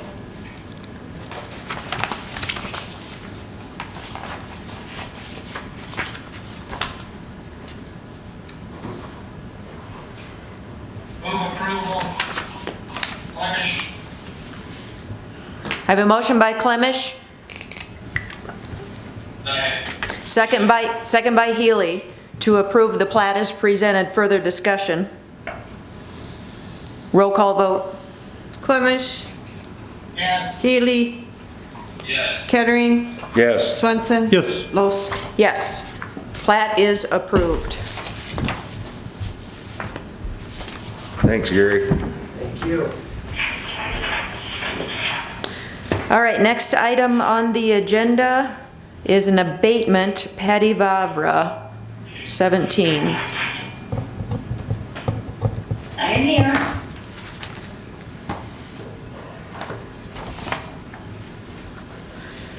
Can you guys hear me? Yep, go ahead, Patty. Sorry about that. I'm trying to figure out where to sign my name. So this property, they have been approved for the assessment freeze for the elderly and disabled. And what happened here is they have been approved in the past while the spouse was still alive. And what happened was, as long as, with this program, as long as if the spouse is deceased, then the surviving spouse, we are to use that year of their date of birth for the assessment year. And in this case, I provided the wrong date of birth to the Director of Equalization, so the wrong base year was used, where it should have been a previous year, like in this case, several years before.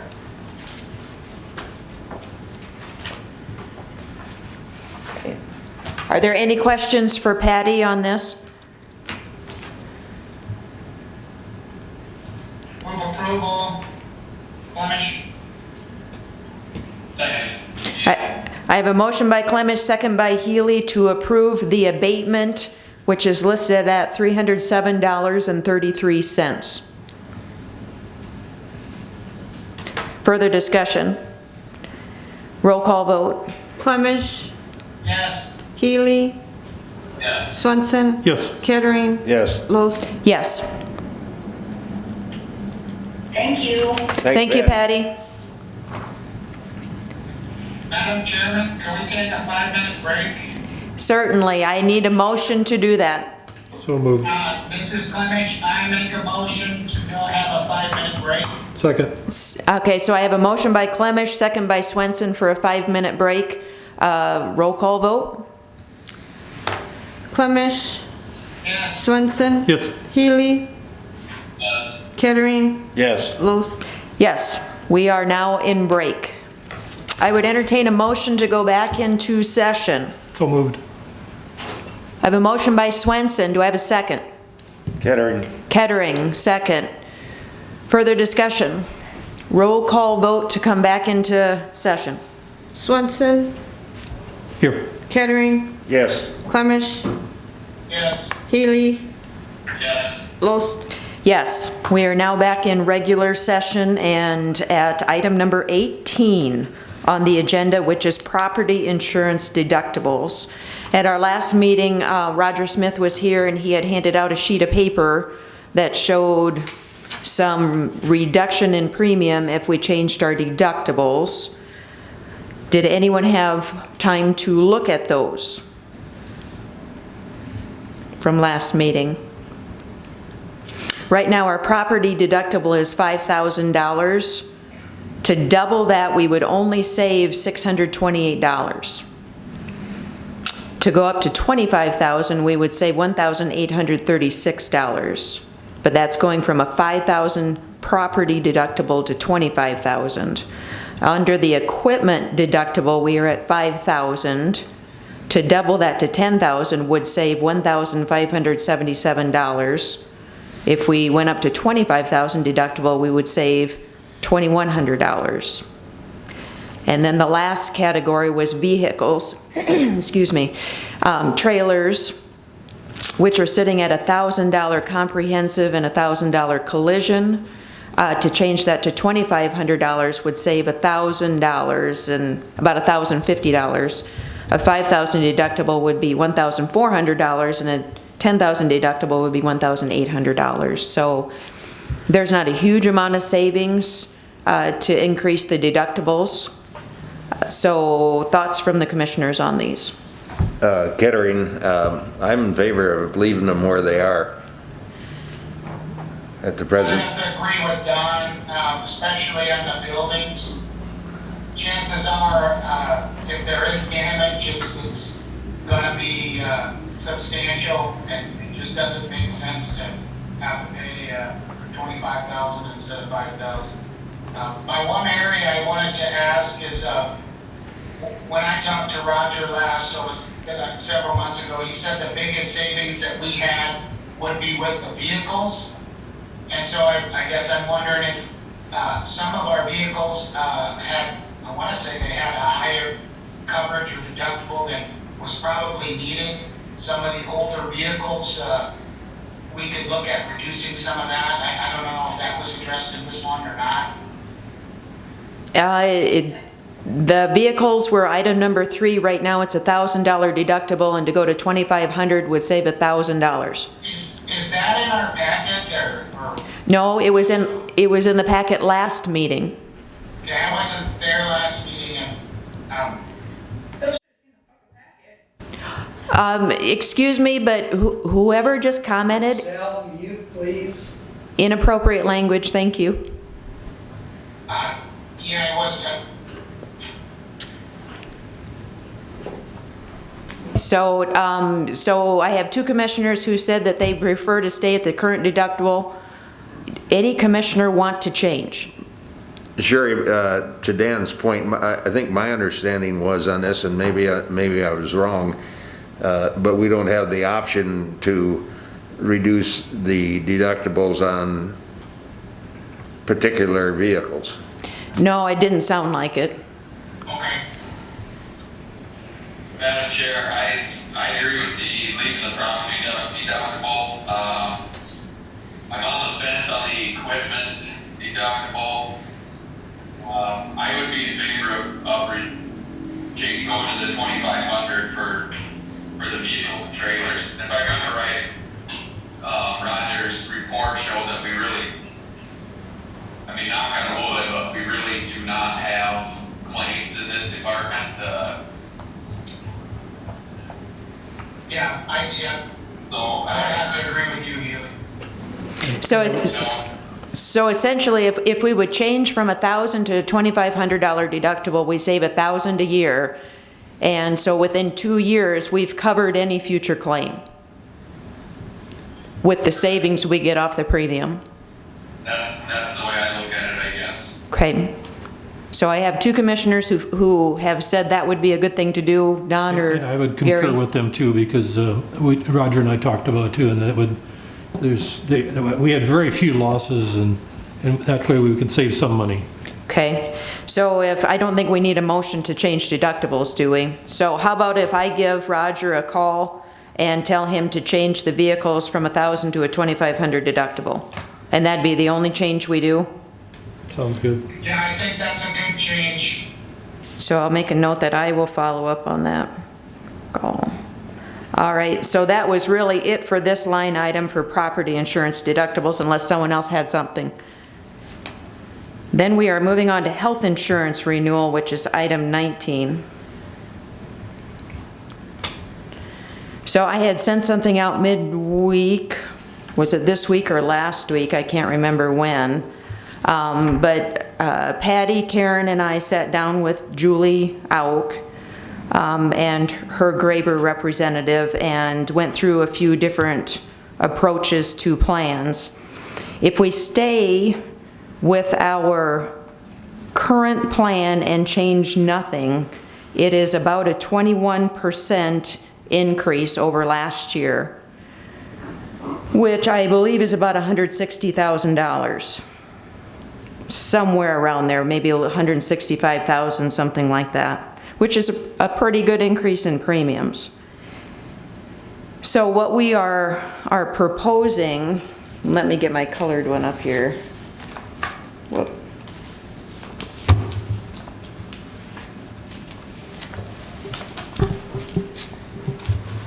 Is that right now the sheet that's in your packet, the orange is what we currently have. The green is excuse me, let me step back. The blue would be the renewal if we change nothing. So the green is what we are essentially proposing. And then there's a number there, $693.15, that is highlighted as essentially becoming the county's base plan. So that would be the premium the county paid. And if folks want to use the PPO, which is the first green column, they would essentially pay a $50 a month difference in premium. So that's $600 a year if they want to stay with a PPO plan versus going with the health savings account, which is the $693.15 premium. Now there's a third option to the right, which has a little bit higher deductible that is cheaper by about $40, I think. Yep, $40.68. So if an employee wanted to choose that plan, the county would essentially put that $40 difference into their health savings account. So essentially the county is paying $693 a month for every employee who takes the insurance. If you want to upgrade to the PPO, it's going to cost the employee another $50. If you want to go for the higher deductible HSA, the county would put the $40 in the HSA, so that's about $480 a year that would go into the employee's HSA with that. So that $693 premium is about a 5% increase over last year. In order to get that lower premium, the deductible had to go up by a pretty significant number. So the PPO plan goes from a $4,000 deductible to a $6,000 deductible. The health savings account goes from a $3,500 deductible to a $5,000 deductible. Now, in order to soften that a little bit, I believe, and I don't have all my notes, I believe only 9 of our employees maximized their out-of-pocket last year. I think it was 9, if I remember correctly.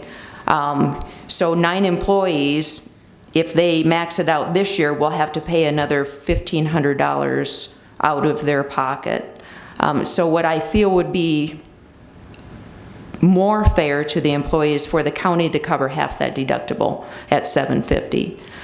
So for those 9 employees, had they had this plan last year, the county would have helped cover $750 of that additional $1,500 deductible. Now, if no employees maximize it, it doesn't cost the county that $750 for anyone. But even if 10 used it, that's only an additional $7,500 a year, and we are saving $120,000 to do it. So what we're banking on is we continue to have healthy people. We have, what, about 92 people on the plan? Is that about right? Yeah, somewhere in there? Pretty close there. So call it 100 at $750. That'd be $75,000. And we're still cheaper than keeping the same plan as last year. So that was kind of what we discussed. This is a setup that I have seen before in a previous employer, where we all had to go to HSAs and they helped cover some of the deductible, but they saved a whole bunch of money on premiums to do it because they had so many healthy people to help make that work. So I'll be quiet now and let some other folks ask questions, because I'm sure I probably didn't explain it as well as Julie would have. She couldn't be here tonight because she had a family commitment she needed to be at. So I'll do my best to answer questions. Are there any? Go ahead.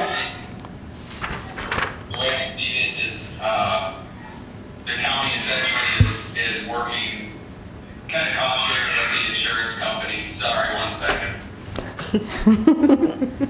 We have a future politician there.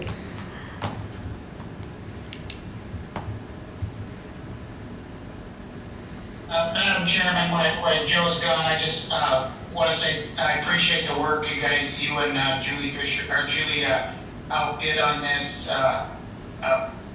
Was a much better plan for the county. Definitely a 21% increase was, in my opinion, too much, and it was a creative way to bring, the deductible down some. I guess I like the HSA account idea. Okay.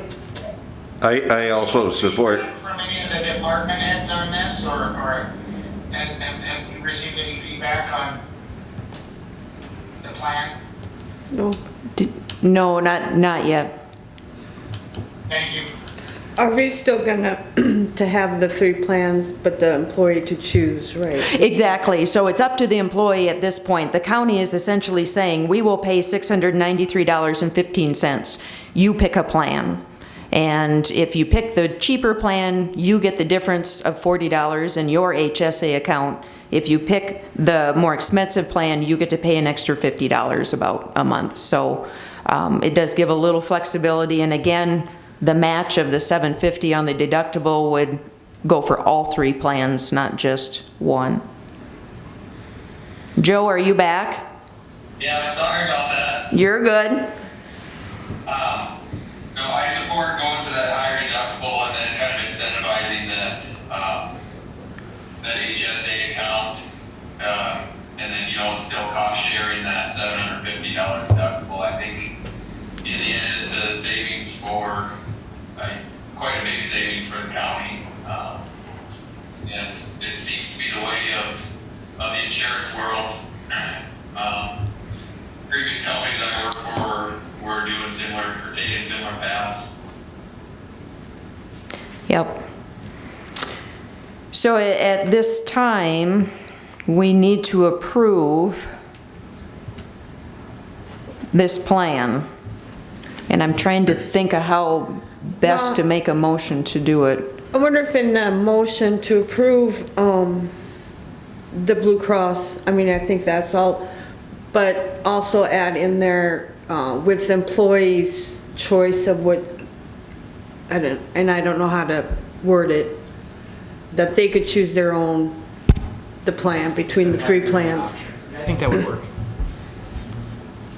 So in the motion, we need to approve the 3 well-marked plans, and the county is to pay the base rate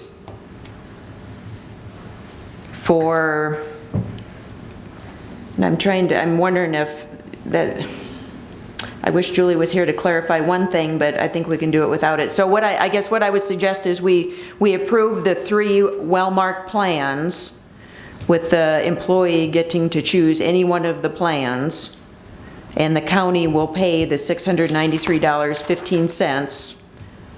And then we need to add in that we will help with the deductible up to $750.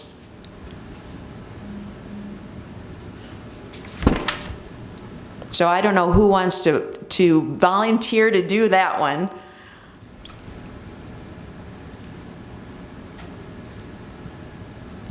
So, Madam Chair, I move approval of the 3 well-marked plans as identified to be options for employees, with the county paying $693.15 the premium for any of the plans.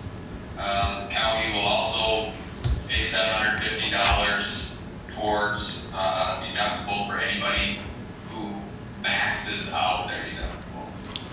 So that $750 would not kick in until I presume the last $750. Yes, the last $750 of the deductible. Okay. That was very well done. And I would entertain a second on that motion. second. So I have a motion by Healy and a second by Kettering to approve our Wellmark insurance for renewal. Further discussion. Roll call vote. Healy, Yes. Kettering, Yes. Swenson, Yes. Clemish, Yes, Loest. Yes. Motion passes. All right. Thank you. Moving on to item 20, Ambulance Task Force Report. And so we presented the report at the last meeting, so we couldn't approve anything. And hopefully you've had time to look at it a little bit more, because we do need to review the specific recommendations and decide if we want to accept all of them, none of them, or some of them.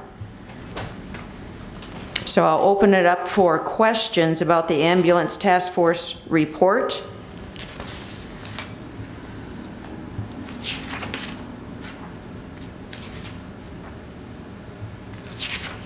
And the recommendations start on page 5 of the report.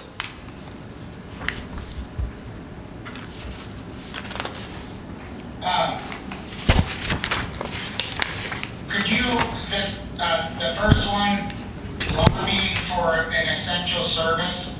I guess how would we go about doing that? I envision that as working with our local legislators. We also had a member of our task force, which is a member of the state task force on emergency ambulance services. So we certainly have a little bit of voice on that state task force. And they too are reviewing the need to have ambulance included in state statute, that it's an essential service. You know, I agree with that, but, you know, my concern is that it's very, very, very unlikely to happen. I mean, especially with the legislature we have now. I mean, Don, you go to Pier more than any of us. What is the chance that our legislature's gonna allow the counties to pass another tax? I'd say it'd have to be very, very low. You know, they won't let us raise property taxes for roads or bridges or even jails. You know, I agree it's important to do that. I think we need to realize that that is a very, very long shot for that to happen. I mean, Don, you go to Pier more than any of us. What do you think the chances are that would go through the legislature? Well, I think the key word in that B is lobby. The chances may not be good, and probably you're right that there probably isn't much chance, but we should still voice the need to lobby. And You know, and I go back to when they did the state task force on roads, and out of that came SB 1, which authorized counties the additional taxing authority for roads. And so now we have a state task force on ambulance service, essentially. And so they're going to go to the legislature next year with their vision for how to get ambulance service across the state, because the western side of South Dakota is struggling even more than we are to get ambulance service there. So given that momentum, sometimes coming out of a state level task force, if the counties step in and say, hey, we agree with that, I think that would benefit Yankton County. No, I agree. I agree. It makes sense. You know, my position is it's extremely unlikely, and I think to make our chances better, this is something that should be brought forward at our Association of County Commissions and this fall, and ask them to lobby on our behalf for that. You know, why that's very important. I see very little chance of that happening at the state level, so I just would say, don't put all our eggs in that basket. Thank you. So number 2, which is utilize an outside billing service, we actually approved at the last meeting. So going on to item number 3 is conduct a publicity campaign and public survey.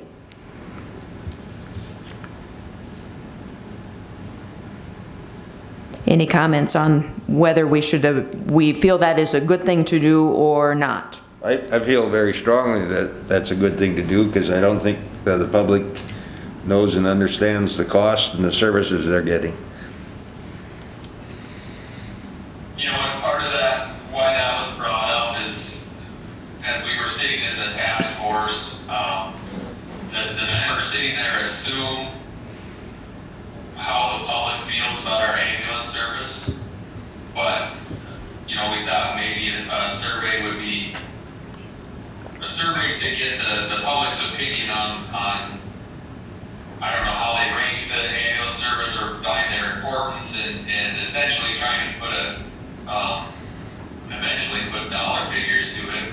And during that discussion, we realized that, you know, most of us sitting in the task force really didn't understand how the ambulance operated until we were part of the task force and dug in. So part of it would be to try to somewhat explain where some of the costs come from, different levels of service, different response times, how we compare to other communities, some of that, just to have that information, and then let people make their decision from that. Do we know what the cost of a campaign like this would be? I guess if we do surveys or anything, do we have any idea? Or, I suppose you could have a real expensive one and then a pretty affordable one. Yeah, and it kind of depends too. Do you have, I mean, there's companies that's all they do is write surveys.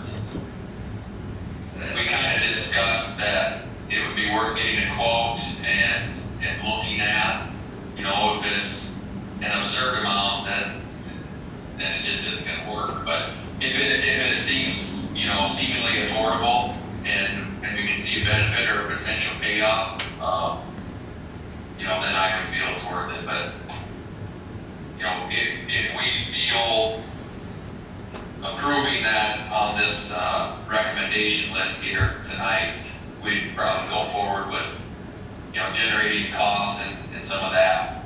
I wouldn't see us just writing a survey and putting it out there.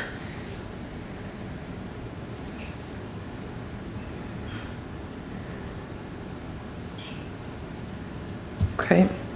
So moving on to item 4, reconsider writing off dollars for the sheriff and coroner departments. And this really isn't a cost saving per se to the overall county budget, but it was strongly felt that if our ambulance service was run by a private entity, those dollars wouldn't be written off the sheriff and coroner budgets. Essentially, they would stay there as a cost to the sheriff and a cost to the coroner. Right now, we're transferring all that cost to the ambulance service. And having a couple finance people on our task force, they cringed a little bit when we said that, because they felt it truly didn't reflect where the cost originated. That cost didn't originate with the ambulance, it originated in the coroner office and the sheriff office. So this is essentially to make the ambulance budget a little more truly reflective of the cost there. I absolutely concur with that recommendation. So in the budgeting process this year, we probably won't change anything for 2020, but for 2021, we need to make sure the sheriff and the coroner are adding to their budgets in those cost areas, and the ambulance is taking that off theirs. If that makes sense. Again, it's not truly saving the county any money, but it better reflects your costs. Madam Chairman, do you have the numbers on approximately what that cost is for the sheriff and coroner? I know it's probably not a huge amount, and I agree with you and Don that that's how that should be done. I was just curious at the amount that is. And I'm sure it varies considerably year to year. You know, and off the top of my head, and Joe, correct me if I'm wrong, I was thinking it was about $10,000 total, 10 to 12. Yeah, I had a 12 in my head, so it does range to the corner, of course, varies, so, but. So it's not a huge deal, and I don't think there would be any issue with transferring those back. It makes sense. Okay. So item number 5 was conduct a professional internal improvements audit. And I do have a copy of a couple that were done. One's from Sioux City, and I think the other's from Sioux Falls, but I'm not sure on that. So essentially, as Joe stated before, there's firms out there that do all kinds of neat things, but they can come in and truly, they are used to looking at ambulance profit and loss statements and how they run their operations, et cetera, and give true feedback. So essentially, it would be our task force on a professional level, if you will. This one, everybody felt was highly cost dependent because you can pay folks to come in to audit for a pretty hefty price tag and certainly never recover that investment. So it is listed here as something that we should probably look into, but in the end, it's cost dependent. Any comments on that one? I guess from what I understand, the biggest shortfall for the ambulance is probably through the billing. And with us adopting number 2, you know, do we need an audit? Surely it would be good, but are there any particular areas that it would identify, like efficiency, or are we talking EMT training, or like what specific criteria would we want the audit to look at and improve? Yep. Go ahead, Joe.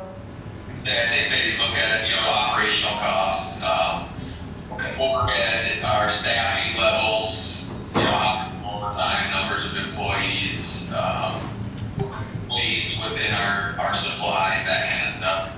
Okay, so, that makes sense. Yeah. So again, I think it's worthwhile to look at what it would cost, because that might answer the question pretty quick. So the task force had essentially said 1 through 5 should occur concurrently. They really didn't rank any of those with priority. When you flip the page to page 6, item 6 was the ambulance districts. And there was a lot of caution given here with ambulance districts. Certainly everything in 1 through 5 should be done first before proceeding down an ambulance district path. Item 7 was do not consider a private service at this time. Again, we need to give items 1 through 5 some time to work. There was a lot of concern with losing control of a private service, not being able to control major cost cuts. And in the end, they would probably come to the county to help balance their shortfall at the end of the year anyway, which seems to be typical up around the Sioux Falls area and some of the other cities of our size, with a city center like Yankton County does.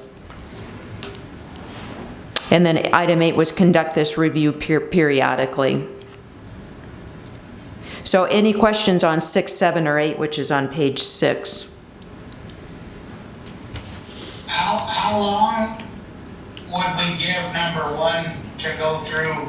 I guess, is this a year, a 2-year, a 5-year? I guess at what point, if number 1 doesn't go through, do we consider other options? Is there a timeline put on that? Yeah, I think that the timeline needs to be put on by the commissioners, and certainly item number 2, which is outside billing service, is probably going to be the biggest savings seen. And that is going to take 3 months just to implement, to get them fully operational. So you're looking at least them needing to be in control for a year. So probably the latter part of 2021, maybe even the end of 2021, should reflect the first 5 being implemented.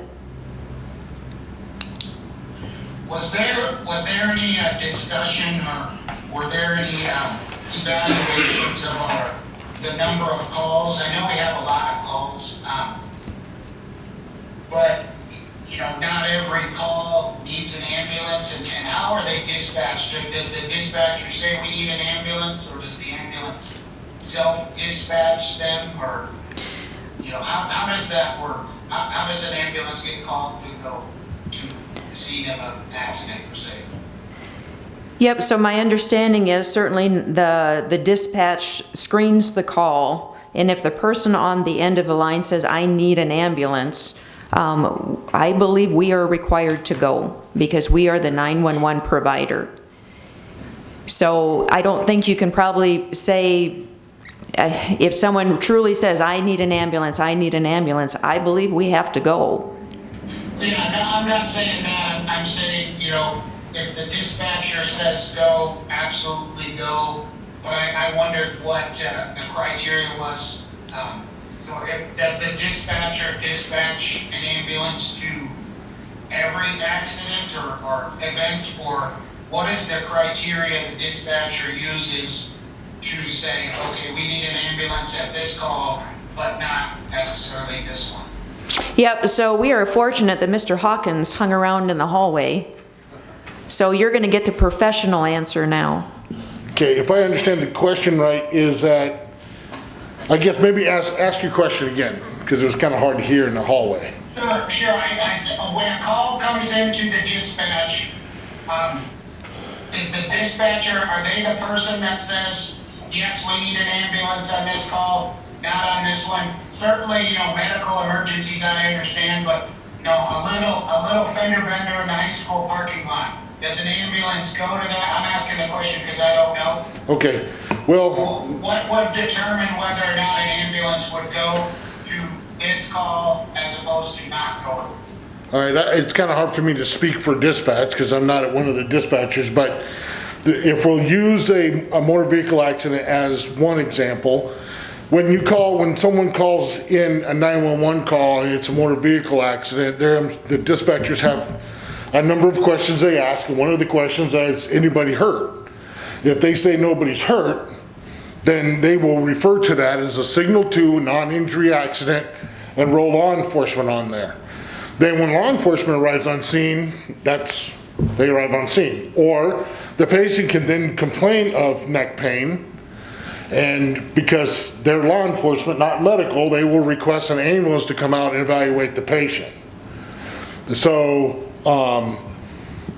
that's kind of, and then if they say that, yes, I believe there's people injured, then they will do a full signal 1 activation, which is law enforcement, fire, and an ambulance to the call.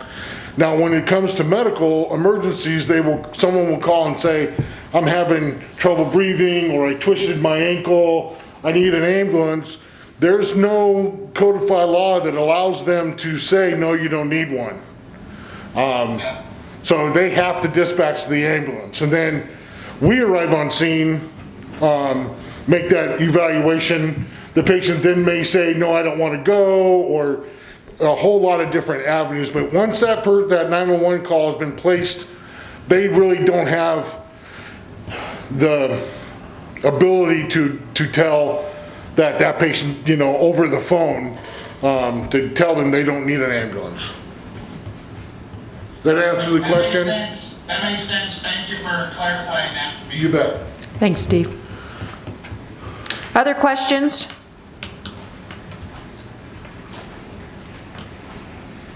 So at this time, if anyone feels comfortable making a motion to accept the recommendations of the task force, that would be good, or some other motion. I feel very comfortable in accepting the recommendations of the task force, so I move that motion. So I have a motion by Don to accept the recommendations of the task force. Do I have a second? Healy. I have a second by Healy to accept the recommendations of the task force. Further discussion? Yeah, I guess, I appreciate all the work that everybody did on this, and they brought up some excellent points, and, I'm certainly gonna vote for this. But I guess the one thing I would have liked to see out of this is something for long-term sustainability. I really feel that we gotta look for partners in Yankton, to help us with the ambulance service, because, very soon, in my opinion, the costs just keep going up with medical care. We all realize that. And, sooner than we think, it's gonna be 10% of our budget is gonna be, budgeted for the ambulance service.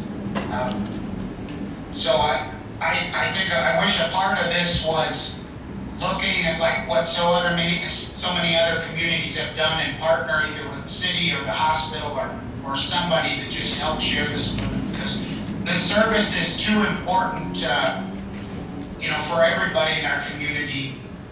It would, in my opinion, it'd be better if it was shared by multiple organizations. Thank you.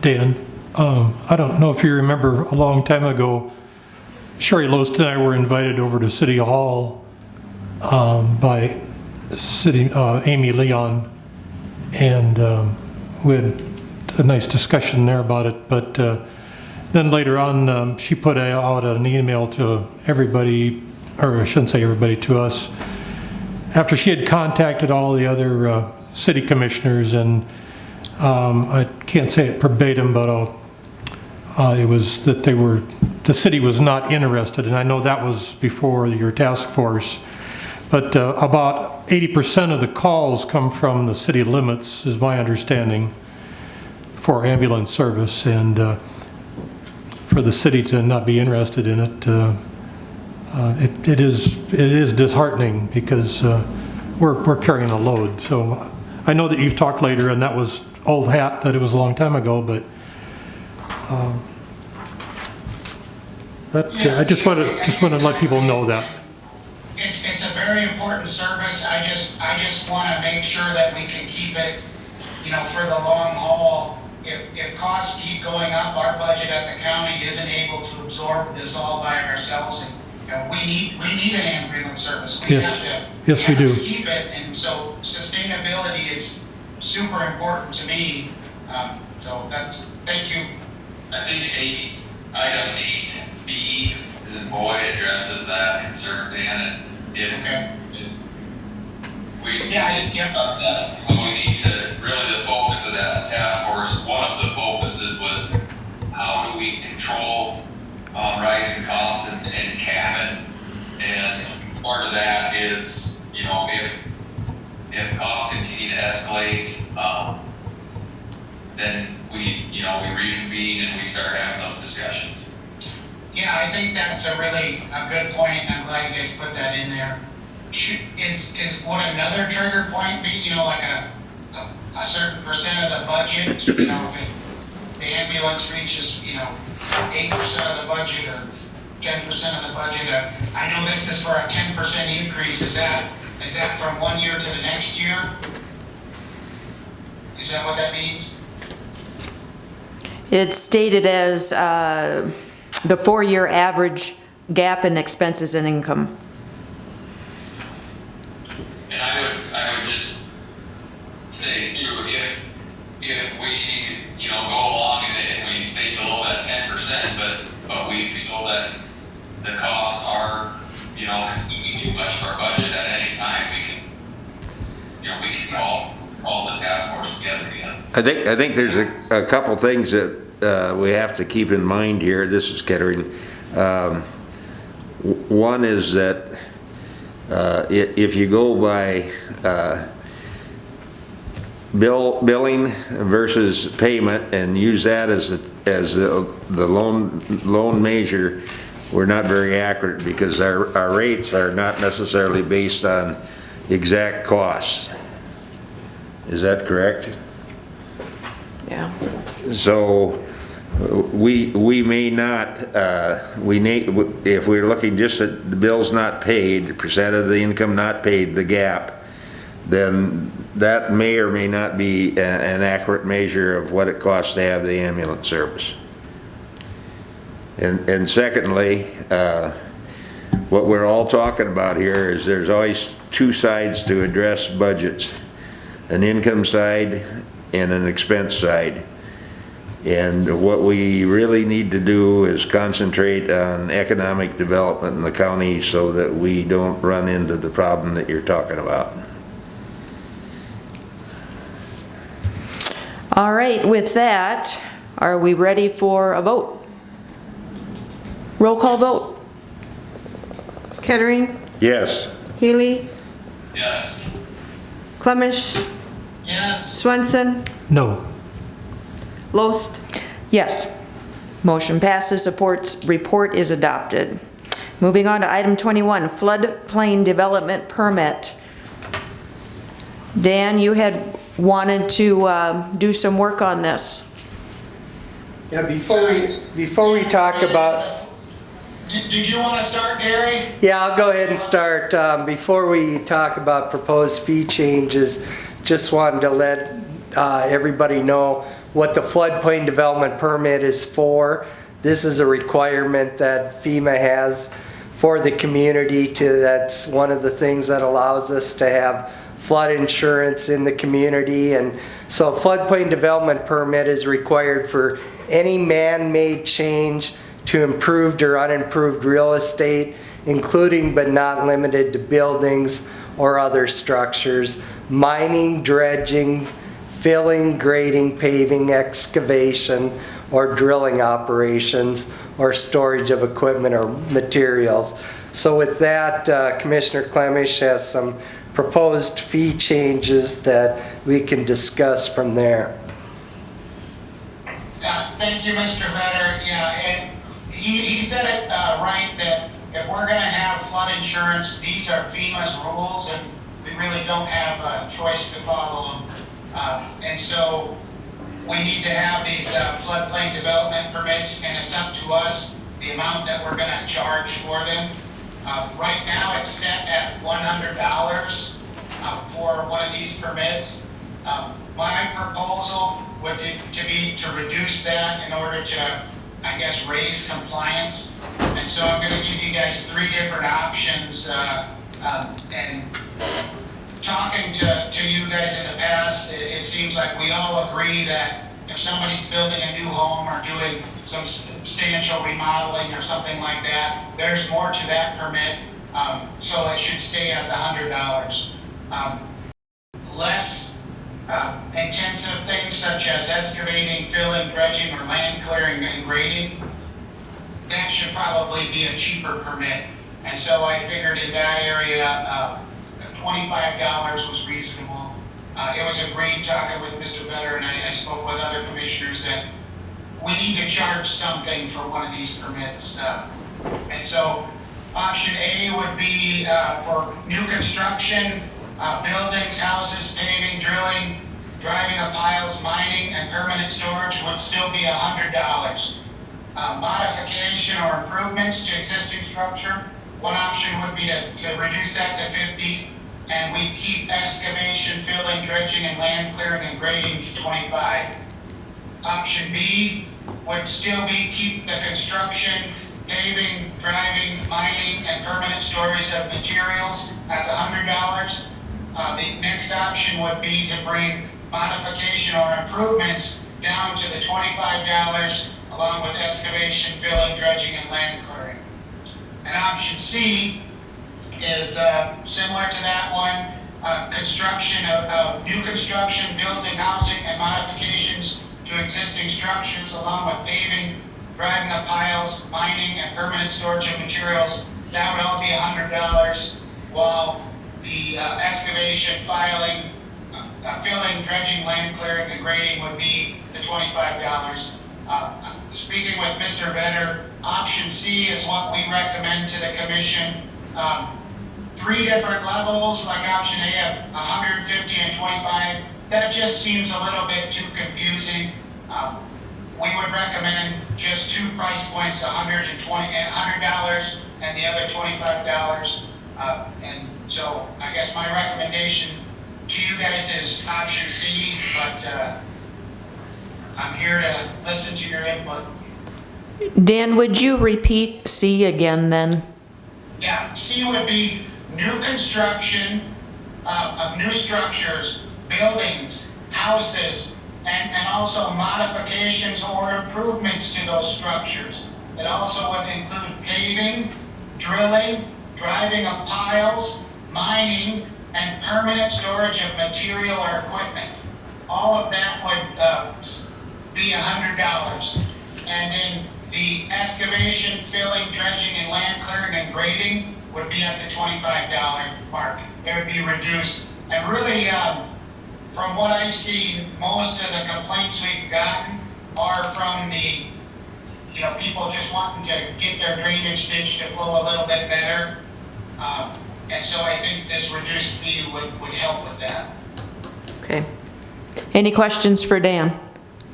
Is it safe to assume if somebody came in and got the $25 permit and then 2 years later was to truly develop the land, they would pay the $100? And so that's how I would interpret it, and I would be in favor of C. As long as, Mr. Benner or Jessica, make sure the applicant is aware that, if you plan on furthering, if you're cleaning out a ditch, here you go. If you plan on furthering development, you might as well just get the $100 one now. But C makes sense to me. Gary, what is your thought on that? Well, basically, they would have to come in for a separate floodplain development permit if they were constructing, because construction would be different than dredging or filling or grading, so that would be a separate floodplain development permit anyway. So the question that I'd like to pose here is, when we do this dredging and stuff, and I think it's probably mostly out in the country in ditches and so forth, but is there a compliance issue, the enforcement issue? And if so, is $25 enough to cover the expenses to the county to do this? Well, that was the question going in when we started this discussion is yeah, since it is required and there would be a need to go out and view if there was a complaint made on this, on somebody doing something that they shouldn't be, that certainly would come into play. We can always. I think, I'm sorry, Don, I didn't mean to cut you off. Did you have something else? I was just going to say, I suppose we can adjust that anytime we want. So maybe we can try it at the lower level, and sure. If we got a lot of complaints and have to go out and review a lot of things, then we'd have to adjust it accordingly. Yeah, I think the idea behind this is to increase compliance with the floodplain permit. And I think this is also we're gonna maybe need to do some education on it because, this is a little bit confusing. A lot of people don't even realize that a permit is needed for working in the floodplain.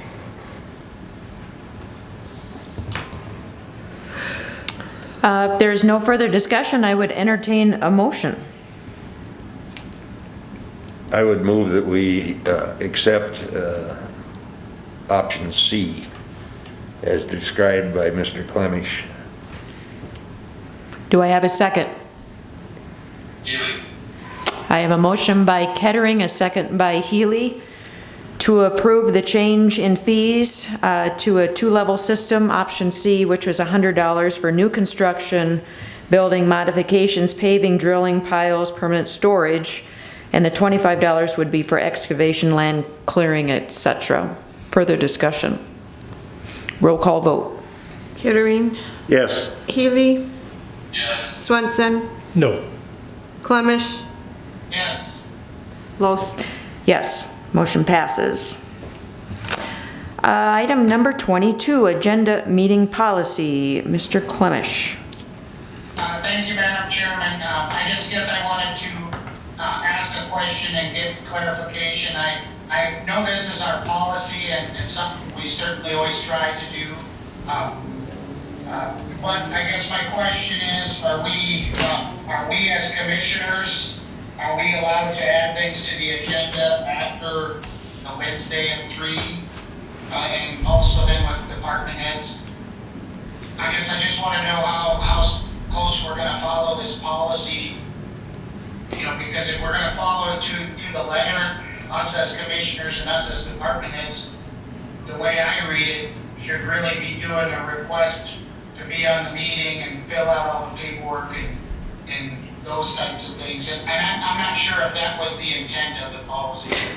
Well, we had this policy last year, and what we started running into problems with so many things being added on Thursday and Friday that the packet was not manageable to get done by Friday. So the deadline was set last year, 3 p.m. Wednesday, that you needed to have your stuff on the agenda by that point. So if anything needs to be added Thursday and Friday, I feel it prudent that the chair handles those versus having the auditor say yes or no. I don't think it's fair to the auditor's office. Are we getting, are a lot of things being added at? Yes. Yep, the last at least 2 meetings, there have been numerous things added on Thursday and late on Friday. Mute your mic, Nora, So, please. Whoever is listening in, please mute. So just to take the strain off the auditor's office, I would prefer things funnel through the chair after Wednesday. You know, I think Patty, well, we adopted this last year, and I think Dan, you were a big part of that, and since then Patty's requested that we follow that several times, so I guess I don't see an issue myself. Well, I guess, you know, what, a lot of times, you know, things come up, you know, if I get a call from a constituent saying, okay, this situation is going on and it's Wednesday night, that can't be on the agenda for, you know, quite some time. If we look at, you know, if we look at some of these meetings that we have coming up, well, like in June, for example, with, you know, when we go three weeks without a meeting, if I miss the Wednesday deadline, that constituent, it'd have to go 27 days before it could be put on the agenda. And I understand the reasoning, you know, for this, but I think this was mostly for the general public. I mean, for us as commissioners and department heads, that's a pretty tight time constraint. Even at this meeting tonight, we have department heads submit things that weren't on this agenda. So if we're gonna follow this agenda to the letter, we need to follow it to the letter, and everybody who gets on the agenda, to include department heads and county commissioners, should fill out the paperwork and go through the whole process. I guess Well, I don't think what I would say. I think the crux of the issue was adding things on Thursday and Friday, not requiring commissioners to fill out the agenda form.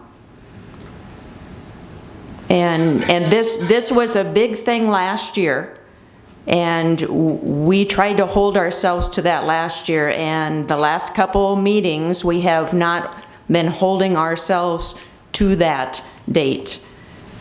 Now, I understand there will be things that come up that need to be added to the agenda, but I do think there needs to be a funnel point so the auditor doesn't have to deal with all of them. The way I guess I read this is not that we need to fill out a formal request, but we do need to run it through the chair. And I think, Dan, I thought you pushed or came up with this actually, and who set that deadline of Wednesday at 3 because it was a burden on the auditor. Yeah, I think that from how I recall it, that was for the general public, and I know every single one of us as commissioners have added things later than that. I realize that, but I think as long as we realize that at times things do come up that will need to be added after this. If that's not going to be an issue, I don't have a problem with it. But if it's a policy for the sake of a policy, you know, I think we need to be realistic. Well, and I'll give you guys an example.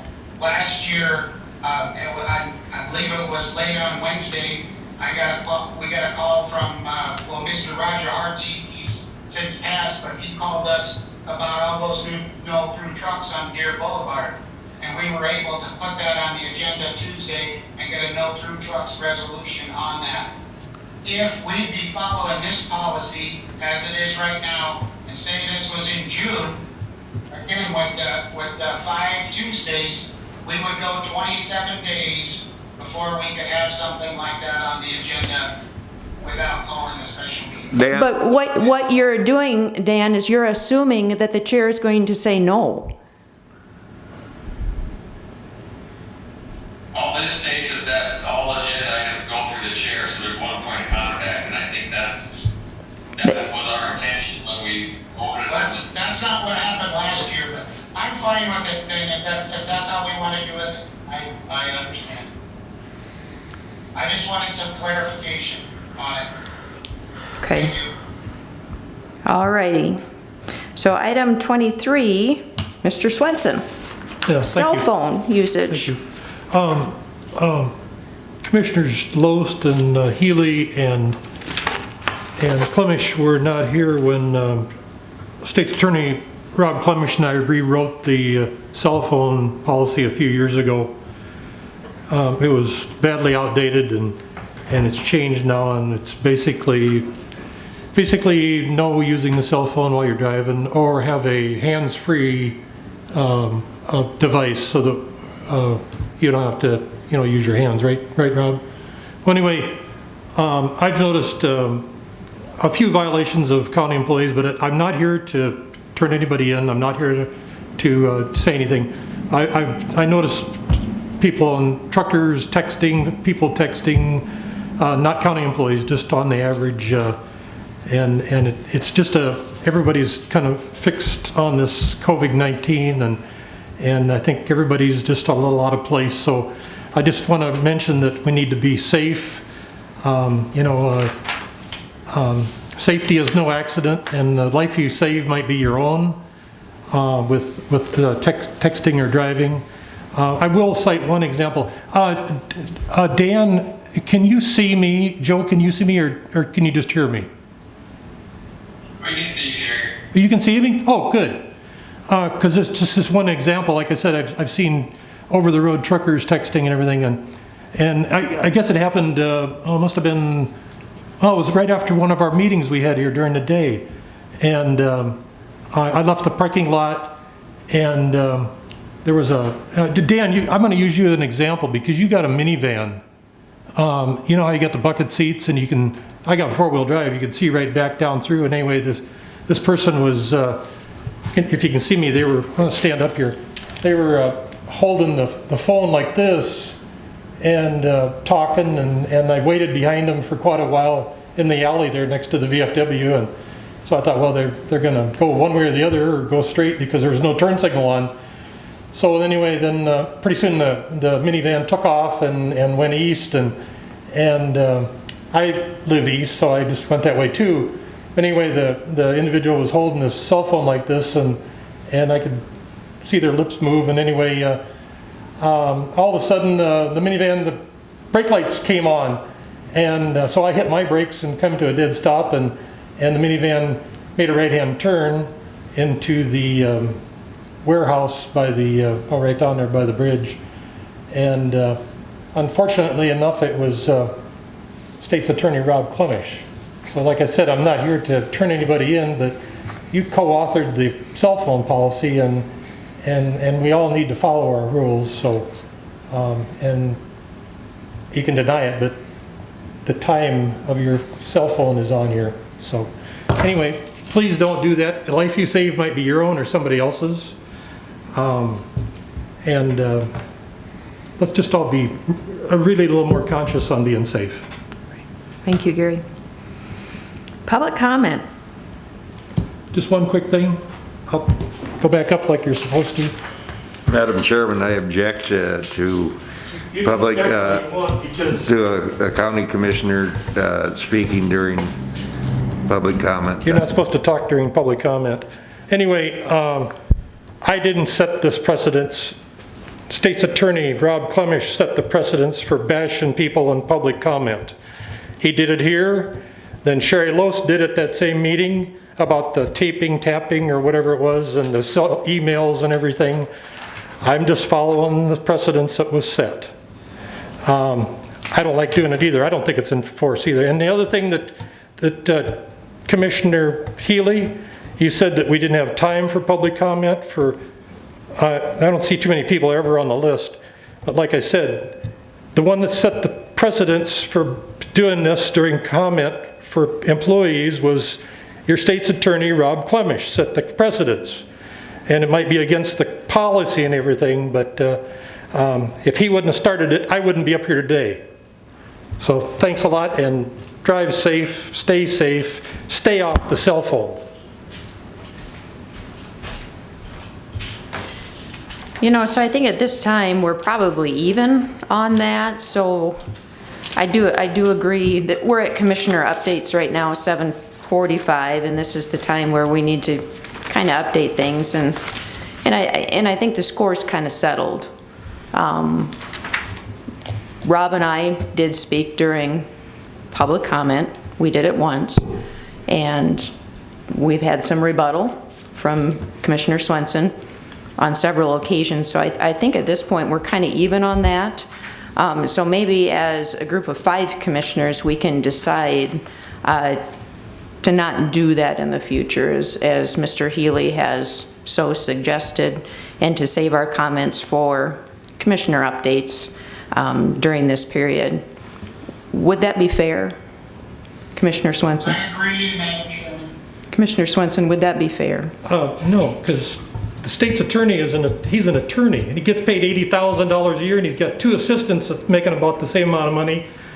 And I will bring up another thing.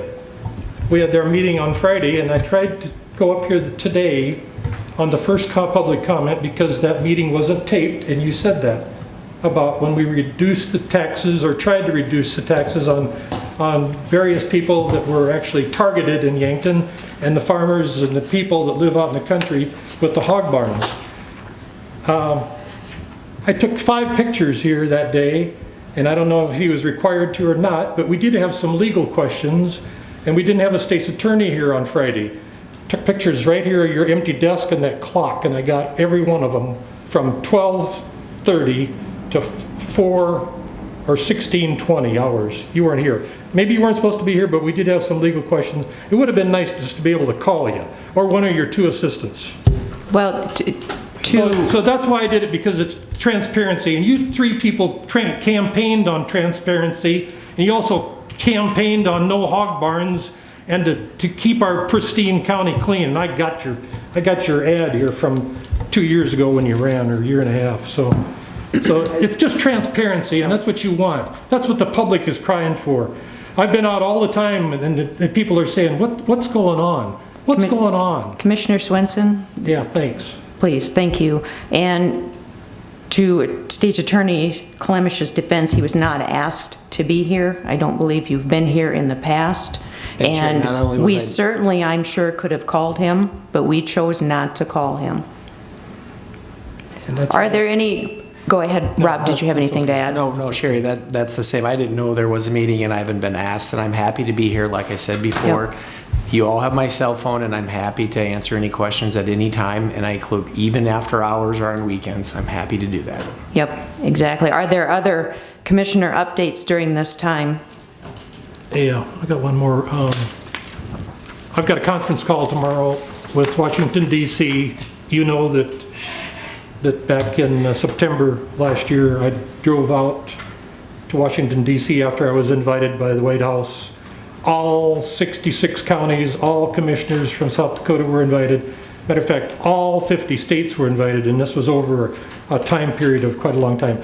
There were only 3 of us, and it was very disheartening. There were only 3 of us from South Dakota. One from Coddington, one from Lincoln, and myself. And we got to meet each other, talk for a while. It was so informative, and that's why I'm getting communications right now with the DC, and I'll be on that conference call tomorrow. And if anybody's got any questions that they would like me to field tomorrow, please email me. It's not until about 11 o'clock, and I'll be punched in. And if I've been on before, I've talked with them and gave some suggestions, and they're always open. They're always open for suggestions. I think there was the last conference call I was on. There was 565 commissioners, and this was something new that President Trump set up. Direct communication line from Washington D.C. to county officials, especially county commissioners, and it gets rid of all the representatives and the senators, and it gets rid of all of those people, because we talk directly back and forth.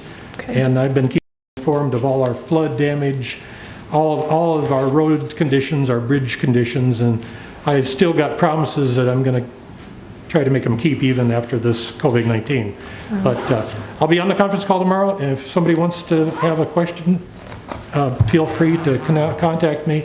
I'll do my best to try to answer them. I like transparency. Thank you.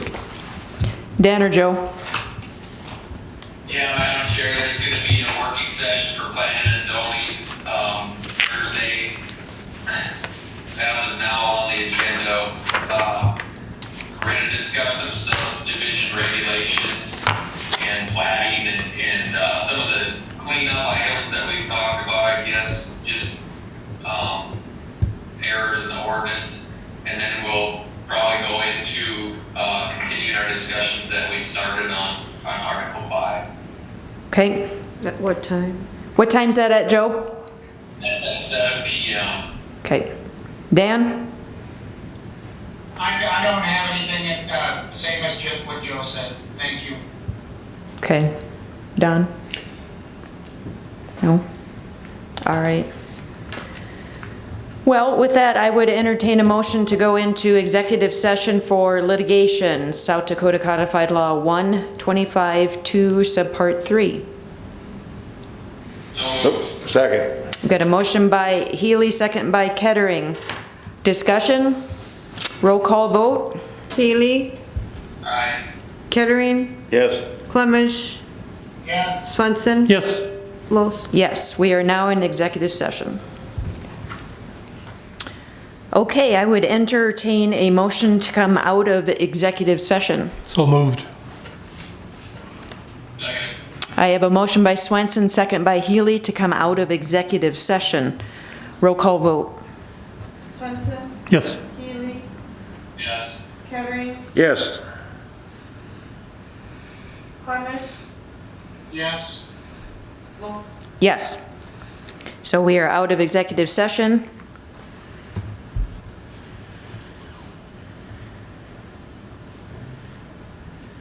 Joe?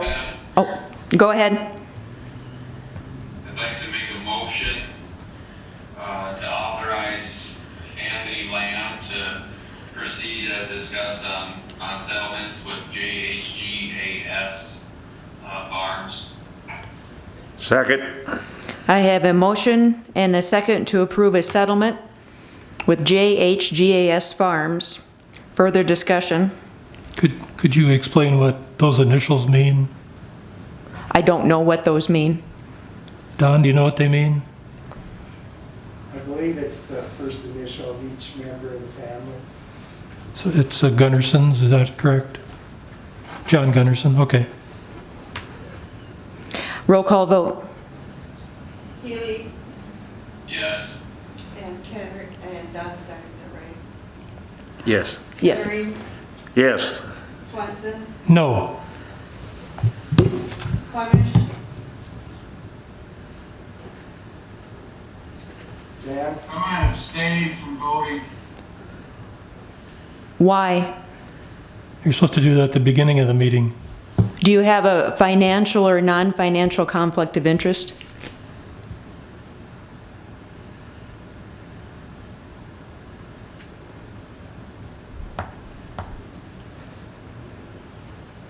Go ahead, Patty. Close. Yes. What did Dan say? He didn't answer. Why? I don't know, you can ask him again if you'd like, but he did not answer. Items for next meeting. I'd like to have an agenda item put on to discuss the proper format for public comment. Okay. Anything else for the next meeting's agenda? All right. And with mine, I would like Rob to provide us with the legal background on it. Thank you. I would entertain a motion to adjourn. So moved. Motion by Swenson, Second. second by Kettering to adjourn. Roll call vote. Swenson, Yes. Kettering, Yes. Clemish, Clemish? Looks like he left. Healy, Yes. Lost. Yes. We are adjourned.